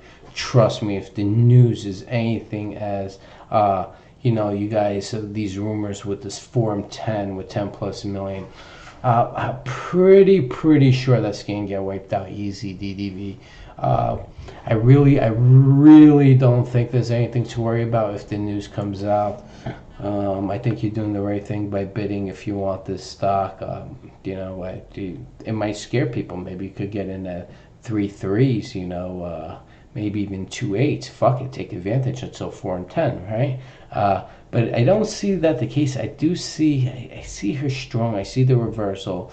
I think you know what, if it doesn't get out by today, I think that order is a good today, not a good to cancel order. Or if it's there, I think she's going to get printed tomorrow, and especially if news comes, I just don't.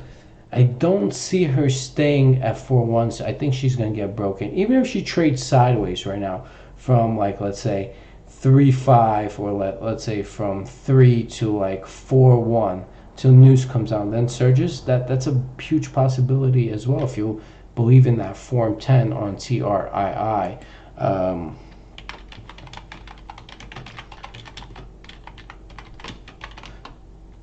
So I really wouldn't worry about it if you believe Form 10 is coming out. That 5 million. Remember, that 5 million shares, that's about $20,000 in trade. News comes out, trust me, that $20,000 is very, very minimal. You know, and let's take a look at the share structure, all right? So I'm going to do that real quick.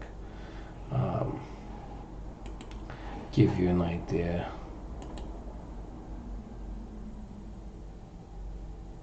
Let's look at the share structure of. Oops. Let me take this call, guys. Give me a sec.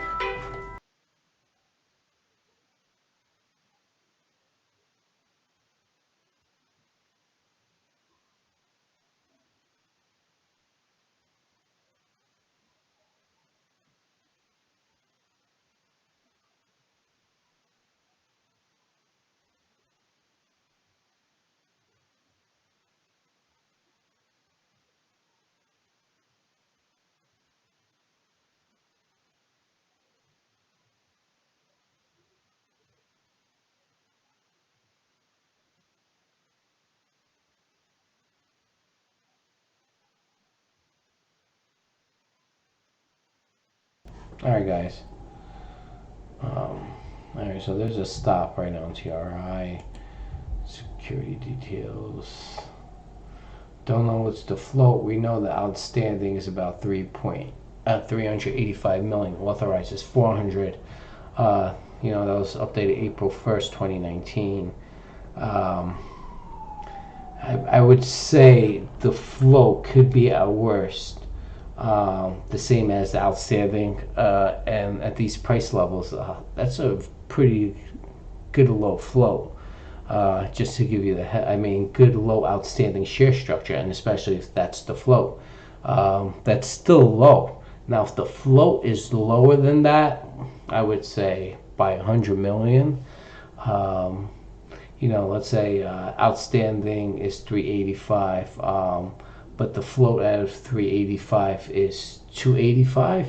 I think that'd be even more awesome, and that alone can just make her soar if they updated the float properly. But she looks good. I really think she looks good. That 5 million, like you said, DDV shouldn't affect you. At 5 million shares at 401 here. I honestly, I just don't think she's gonna cause an issue for you guys if that Form 10 comes. It's and the pattern speaking as well with, I guess, with the rumors. You can't deny when you have multiple things that have similar common grounds of trading views. All right, so got that out of the way.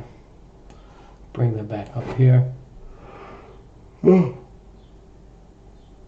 What happens is they were printing 9s, and then you guys decided to put 6s and 8s. Here you go. Let's take a look at AXA. All right.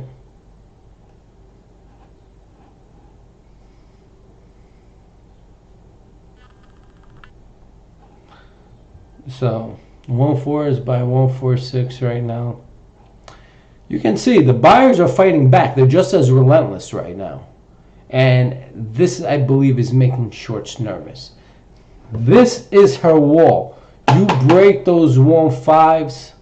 If I had the shares to break them, I would if I had the cash. But I don't. Being honest, as a trader, I'm not saying I'm God, but I trade smart. But if this can break, and in order for this to break right now, I'll give you an indication of how many shares we need right now.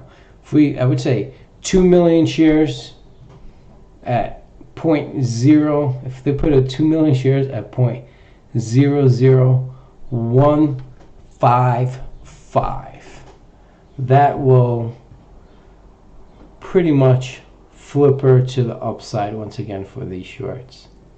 And the reason why, because it breaks my 5.3s. But I'm pretty sure if she breaks 0.05, 0.015 and prints 151s, 152s, she's heading higher regardless. But if she can close above those 5.3s, that gap up trade that I place and hit me at the open, if we can get above that and close above that, oh boy. All right, so let's see if things could turn over here back to, AXA is green for the day.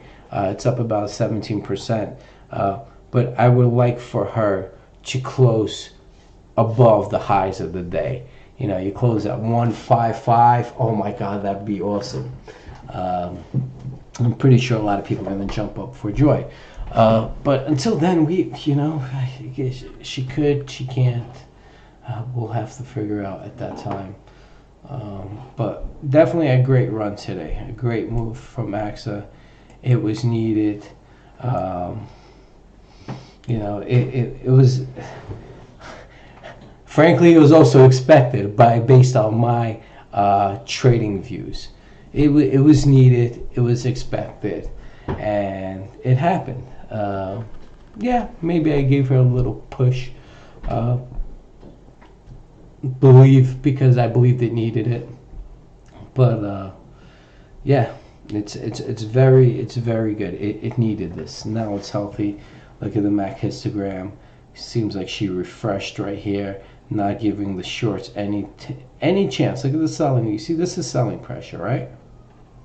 All right, now it goes back into positive territory. It's buying pressure. As it's going back to negative territory, it's trying to get to selling pressure, but we're not allowing it. Okay, now in order, and this is why I want those 5-3s. Like if she breaks up and she closes above 155, game over for these shorts. I honestly believe game is over for them, and I'm gonna show you some more technical stuff. This has to do more with the MAC histogram. If she breaks above that, you see the MAC right here? If she breaks above that line, chances are AXA is going to soar. All right, so she's at it right now. This is the daily, okay? This is the daily. You see right here? Is it MAC histogram needs to break through 0.0004. All right, +4. That's plus. All right. So she breaks through 0.0004. She's heading higher right now. She's at 0.0002. Okay, see her right here? We want her to break 0.0004. It means she needs to show the MAC histogram needs to show trip fives. All right, right here. Well, she's not going to show it. Well, you're going to have to see yourself. But right now, it's right here. This is it. Okay, so this is every single day. And we want her to break through trip fours. Show trip 5 print. Boom. Okay, boom. That's what I want to see. All right, so that's that. Yeah.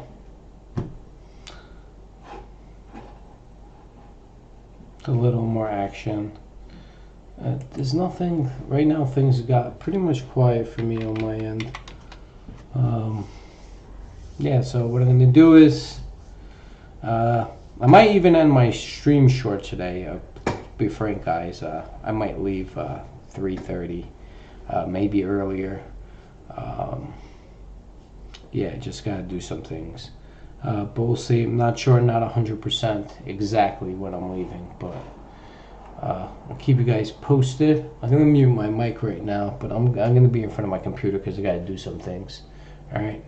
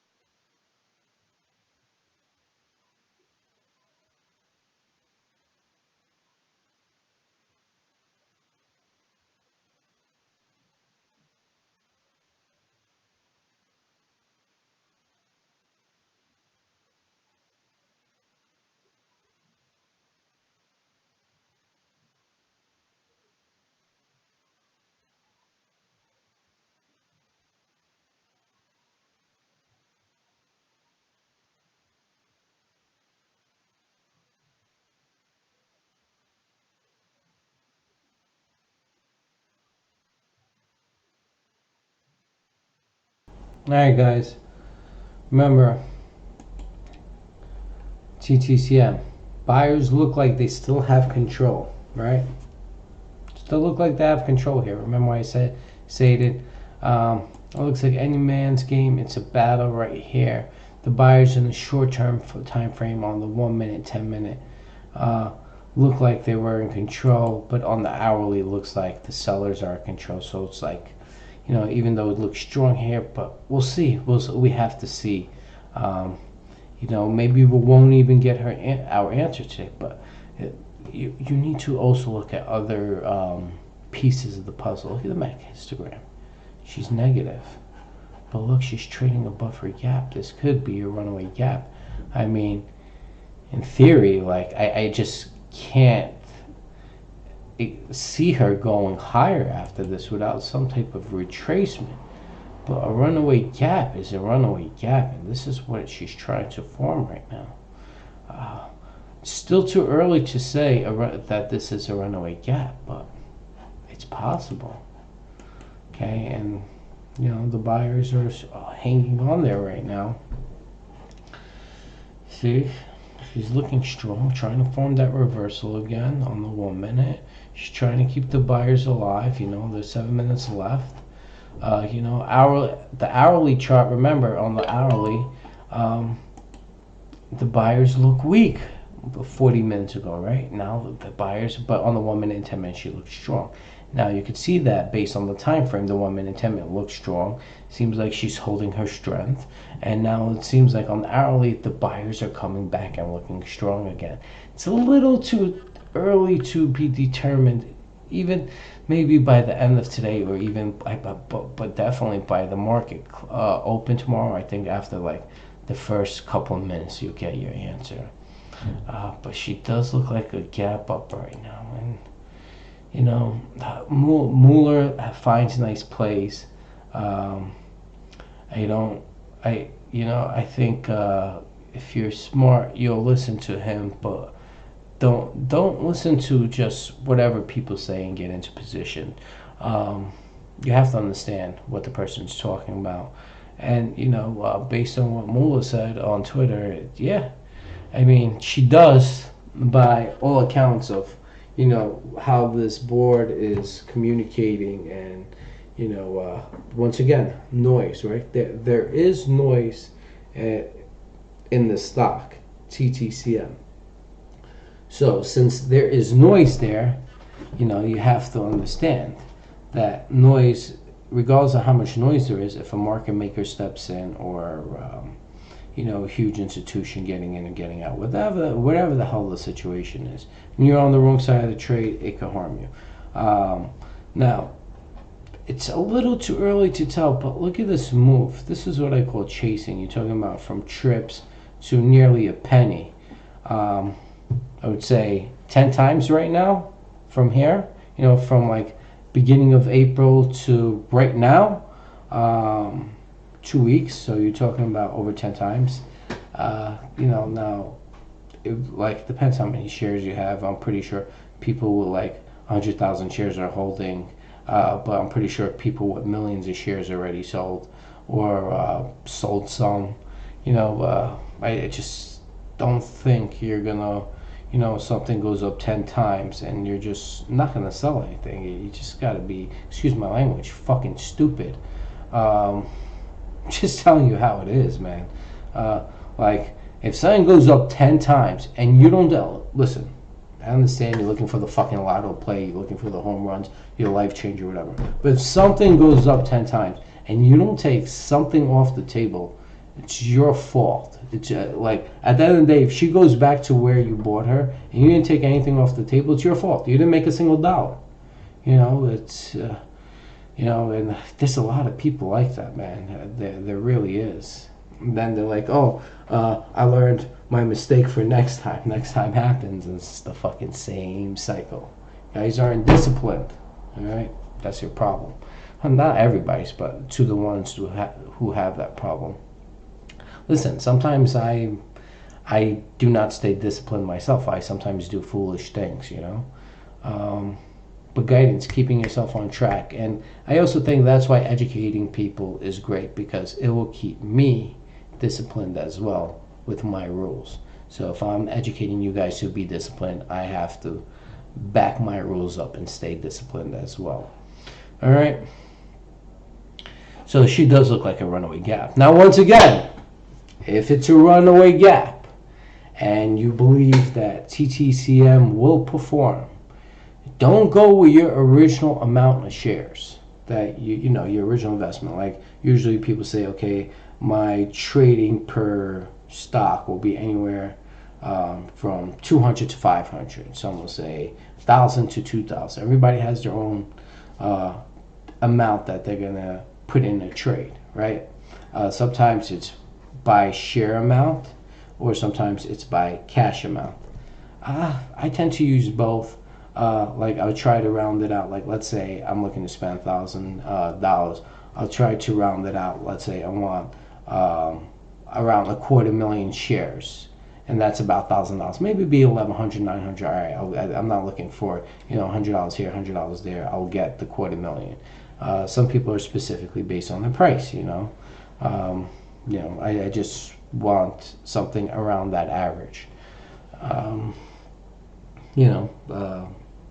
So that's how I look at it, and there's no wrong way of how you're doing it. I prefer my method, so I don't have to calculate to the T of exactly $1,000. I was like, oh, okay, 250,000 shares. Okay, fuck it. It's about $100 more, $100 less. In line with the quarter, with the $1,000. Pay attention to ISBG, International Spirits. She seems like she's bottoming here. ISBG, I think some people are in her or want to be in her, or was talking about her before. I'm just going to make a post and let people know, whoever's in her, that she may make a run. ISBG.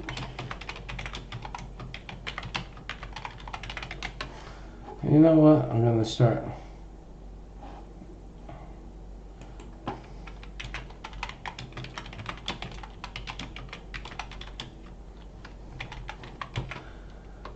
And once again, so TTCM, remember if, and I don't have her up, but TTCM, remember if you do want to get in her, go with 25% of your original amount. All right, that's just because you're playing the gap and you shouldn't risk more, like what you would usually when you try to find something that's at support levels. And that's just a security measure to protect your assets. Because let's say you buy at 25% and she does fill her gap and then she drops right here. Well, you bought 25%, so now you could buy the extra 75% of value, not of value in general, which would be a lot less than over here. So you could buy pretty much 3 times more over here, and then maybe even just get out over here for a profit or break even. Okay. So different techniques for different situations. Okay. So 1.4 is by 144 on AXA, but let's now go back to ISBG. She looks like she is trying to bottom here, right here. I would expect some type of pop. Now, I'm not saying something crazy, but I wouldn't be surprised if she goes to a half a penny or more. I would say 0.0047 to 0.0052. That would be a good target price range for her as far as getting out your first out position if you're a swing trading position trading her. Okay, so that would be something to look into. That's for that. MSPC, oh my god, I can't believe this shit's actually trading. Trips, that makes sense. Trip 1s, trip 2s.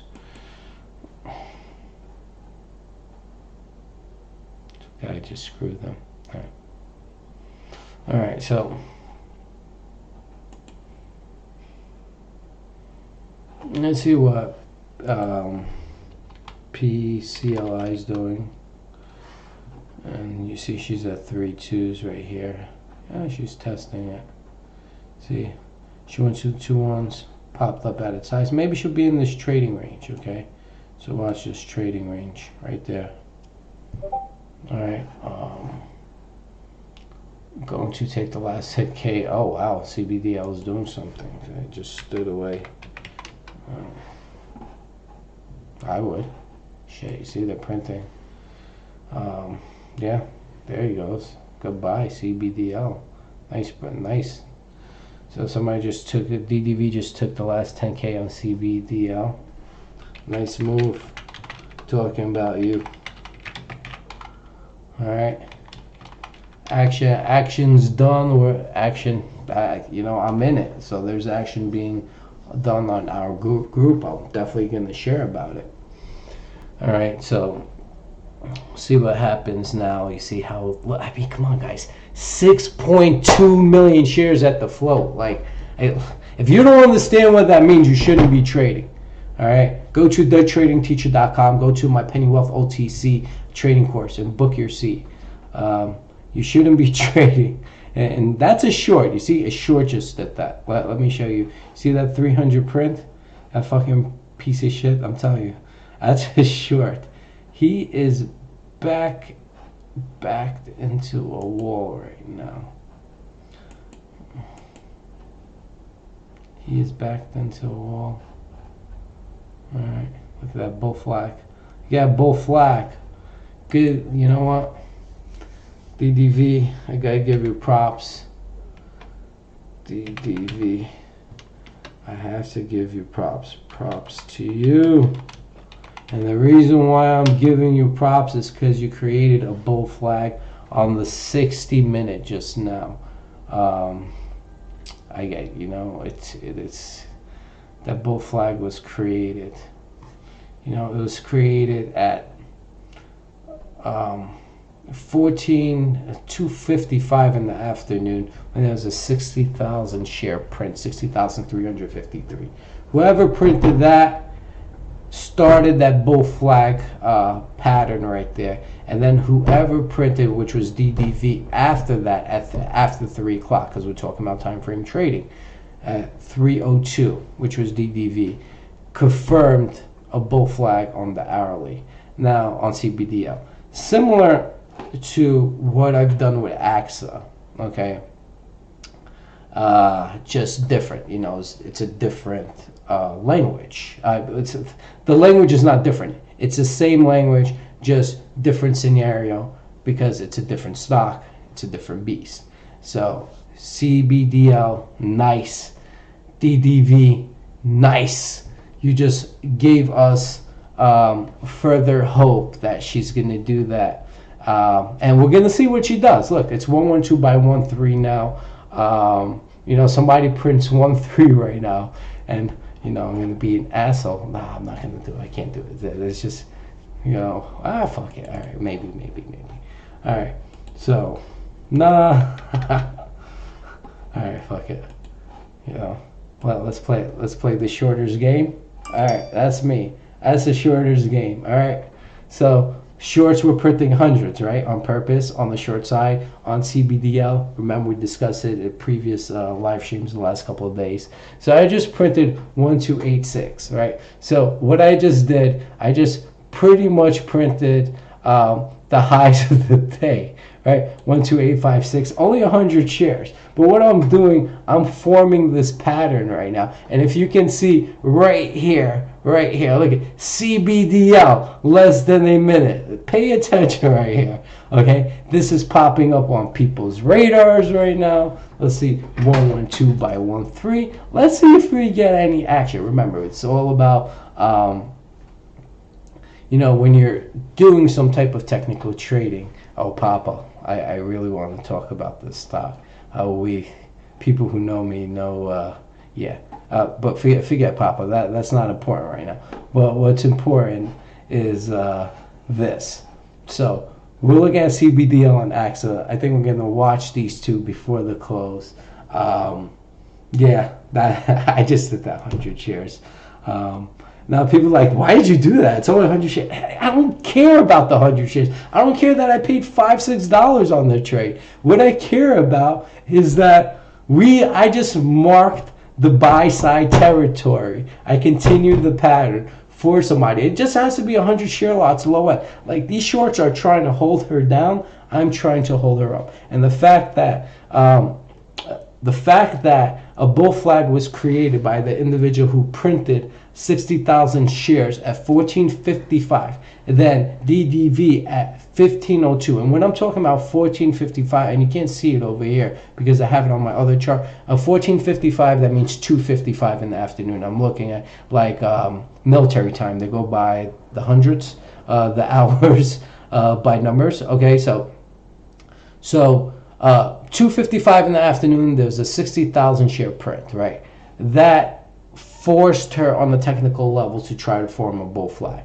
After 3 o'clock close, that time frame close, there was another print done by DDV. I don't know if he did that prior to, but done by DDV at 15.02, which is 302 for 10,000 shares. After that, it solidified that little area, right?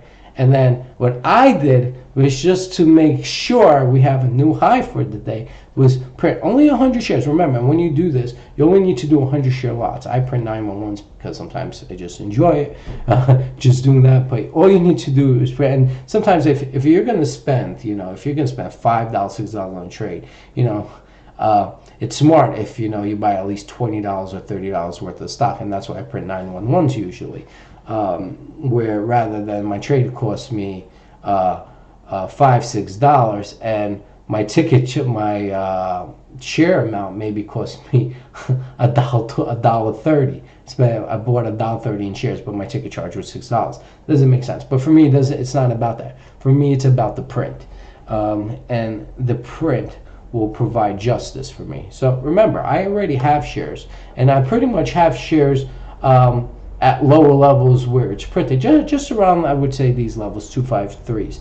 So for me, it's not like, okay, my whole thing is I can hold you up. I can help create that pattern, that platform. I will. Now, that holds, that stays over here. If she closes at 129 right now or higher by the close, that will be huge for CBDL into tomorrow. Remember, I said, I believe by Friday she's either going to be near 2, because she's going to be chasing 2s, or she's going to break through 2. It's one of the two, and that's what I believe, and this is what we're going to wait to see. We have, after today, 2 more trading days, Thursday and Friday. We'll see if it happens, right? AXA went 4 by 144. Oh, God, that was awesome today. And you can see we have 149s. That 149s and 15s is pretty much the resistance that AXA is trying to create. Now, even though they're there right now, doesn't mean they'll be there tomorrow. Okay, so that's something you need to think of as well. All right, so okay, so let's see what we have now. GZIC, Green Zebra. Let me pull up Green Zebra, because Green Zebra has formed another high, a new high for today, like 8/10. All right, so she's making that move as well, and you see the buyers are stepping up over here, the bid, right? 7.2, 7.5, 7.9. She was fairly quiet. They said they're going to release earnings, 2018 financials late. I know they're uplisting. I just hope they don't do a reverse split. I just don't think they will, but I really hope that's not the case for them. I would be upset. I really don't like reverse splits. If you're going to do a split, give me a 2-for-1. I bet you if you do a 5-to-1 split, right, and she goes to, do a 4-to-1 split, because she's 8/10 right now, and she goes to 2/10, and I have 4 more. I bet you in a month's time that she'll be at a penny. I bet you at a month's time she'll be at a penny. And there's more shares out there to the public. And, it's at 2/10. And then shoot 5 times, man. That's 5 times, Yeah, so that's why I like forward splits. I prefer a forward split. But yeah, she looks good. I don't like reverse splits. We'll keep AXA over here, right here. So yeah. High of the day for Green Zebra as well. Okay, so let's take a look at HEM right now, because remember, she printed, I think, 1 ones today right here. Okay, See, so she printed at 1/1s and then somebody's 1/8. Look, there's about 1,000,000 shares at 1/8 right now. 1/1's 877. And then see trips over here, trips over here. Okay, so this is what we're looking at. Oh, I'm lagging. Give us that, guys. Still lagging? Oh, here we go. All right, so this is where she is right here. I really think she's not going to break on the 1/1s. I think people that's bidding at 1/1s, ones, you know, they're just going to be all over there. It's a great place to add, you know, may consider it actually. Add 1/1s, 1/2s, maybe stay at the bid. Try to get some. And that would be a great place for me to average down my shares. You know, I'm stuck in it, so I'm just averaging down my shares. People know I've been averaging down since like right here. You know, I chased. This is what happens when you chase. You're in it for the long haul. Average down here, average down here, average down a lot here. You know, I've been averaging down here as well. You know, I think my price right now, my break even on him is maybe about 3/10 or so. Yeah, I got a few million of those. Yeah, so let's take a look back at CBDL. All right. We'll hold her here. This is what she looks on the daily. Let's take her to 60 minutes. All right, so this is what she looks like. You can't ignore that she closes here. You can't ignore this move. All right, can't ignore this move. Looking good. And yeah. All right, let me mute the mic. 45 minutes before the market closes. It's 3:14 right now. Mute the mic. I want to see if we get last push of buyers. There's no reason for me to print any more 911s. I did already justice with my moves. It's not going to push each trade out of the way at 144s. Everything else is just buyers, you know, shorts trying to cover and buyers trying to get before the news. That's what's going to happen moving forward. You know, if I see an opportunity for my 911 prints, trust me, I'll print them. I just don't see it. See, I'm looking right here, 129, E-Trade 12913. Yeah, this is definitely great. You know what? I definitely, I even actually like 129s and 13s. Not even lying to you. I actually think these are just smacking this right here. And you have to understand, the spread between here is about, I want to say 15, I want to say 15% difference, 20% difference. Okay, 112. All right, 2129. I want to say about 20% difference, maybe 16% difference where she opened up. So I definitely would smack here. This would definitely be good. Okay. Oh, pretty sure there's going to be some buyers. And I'm pretty sure once 1-3s are gone, it's going to be moves. All right, so remember, shorts are, it's hard for these shorts to print down. And remember, they're going to see that 112. If you see 100 shares going at the ass, smacking the bid, you know that's just the shorts trying to hold her down. You'll see buyers do the same thing, and I just did that. I was being penis-y. I did that with 100 shares at 3:05 in the afternoon after DDV's print at 3:02 to form that bull flag. Yeah, that's it. Let me mute my mic. I'm gonna step away. I'll be back in a few. Might stop my stream early. I'll let you guys know in a few minutes.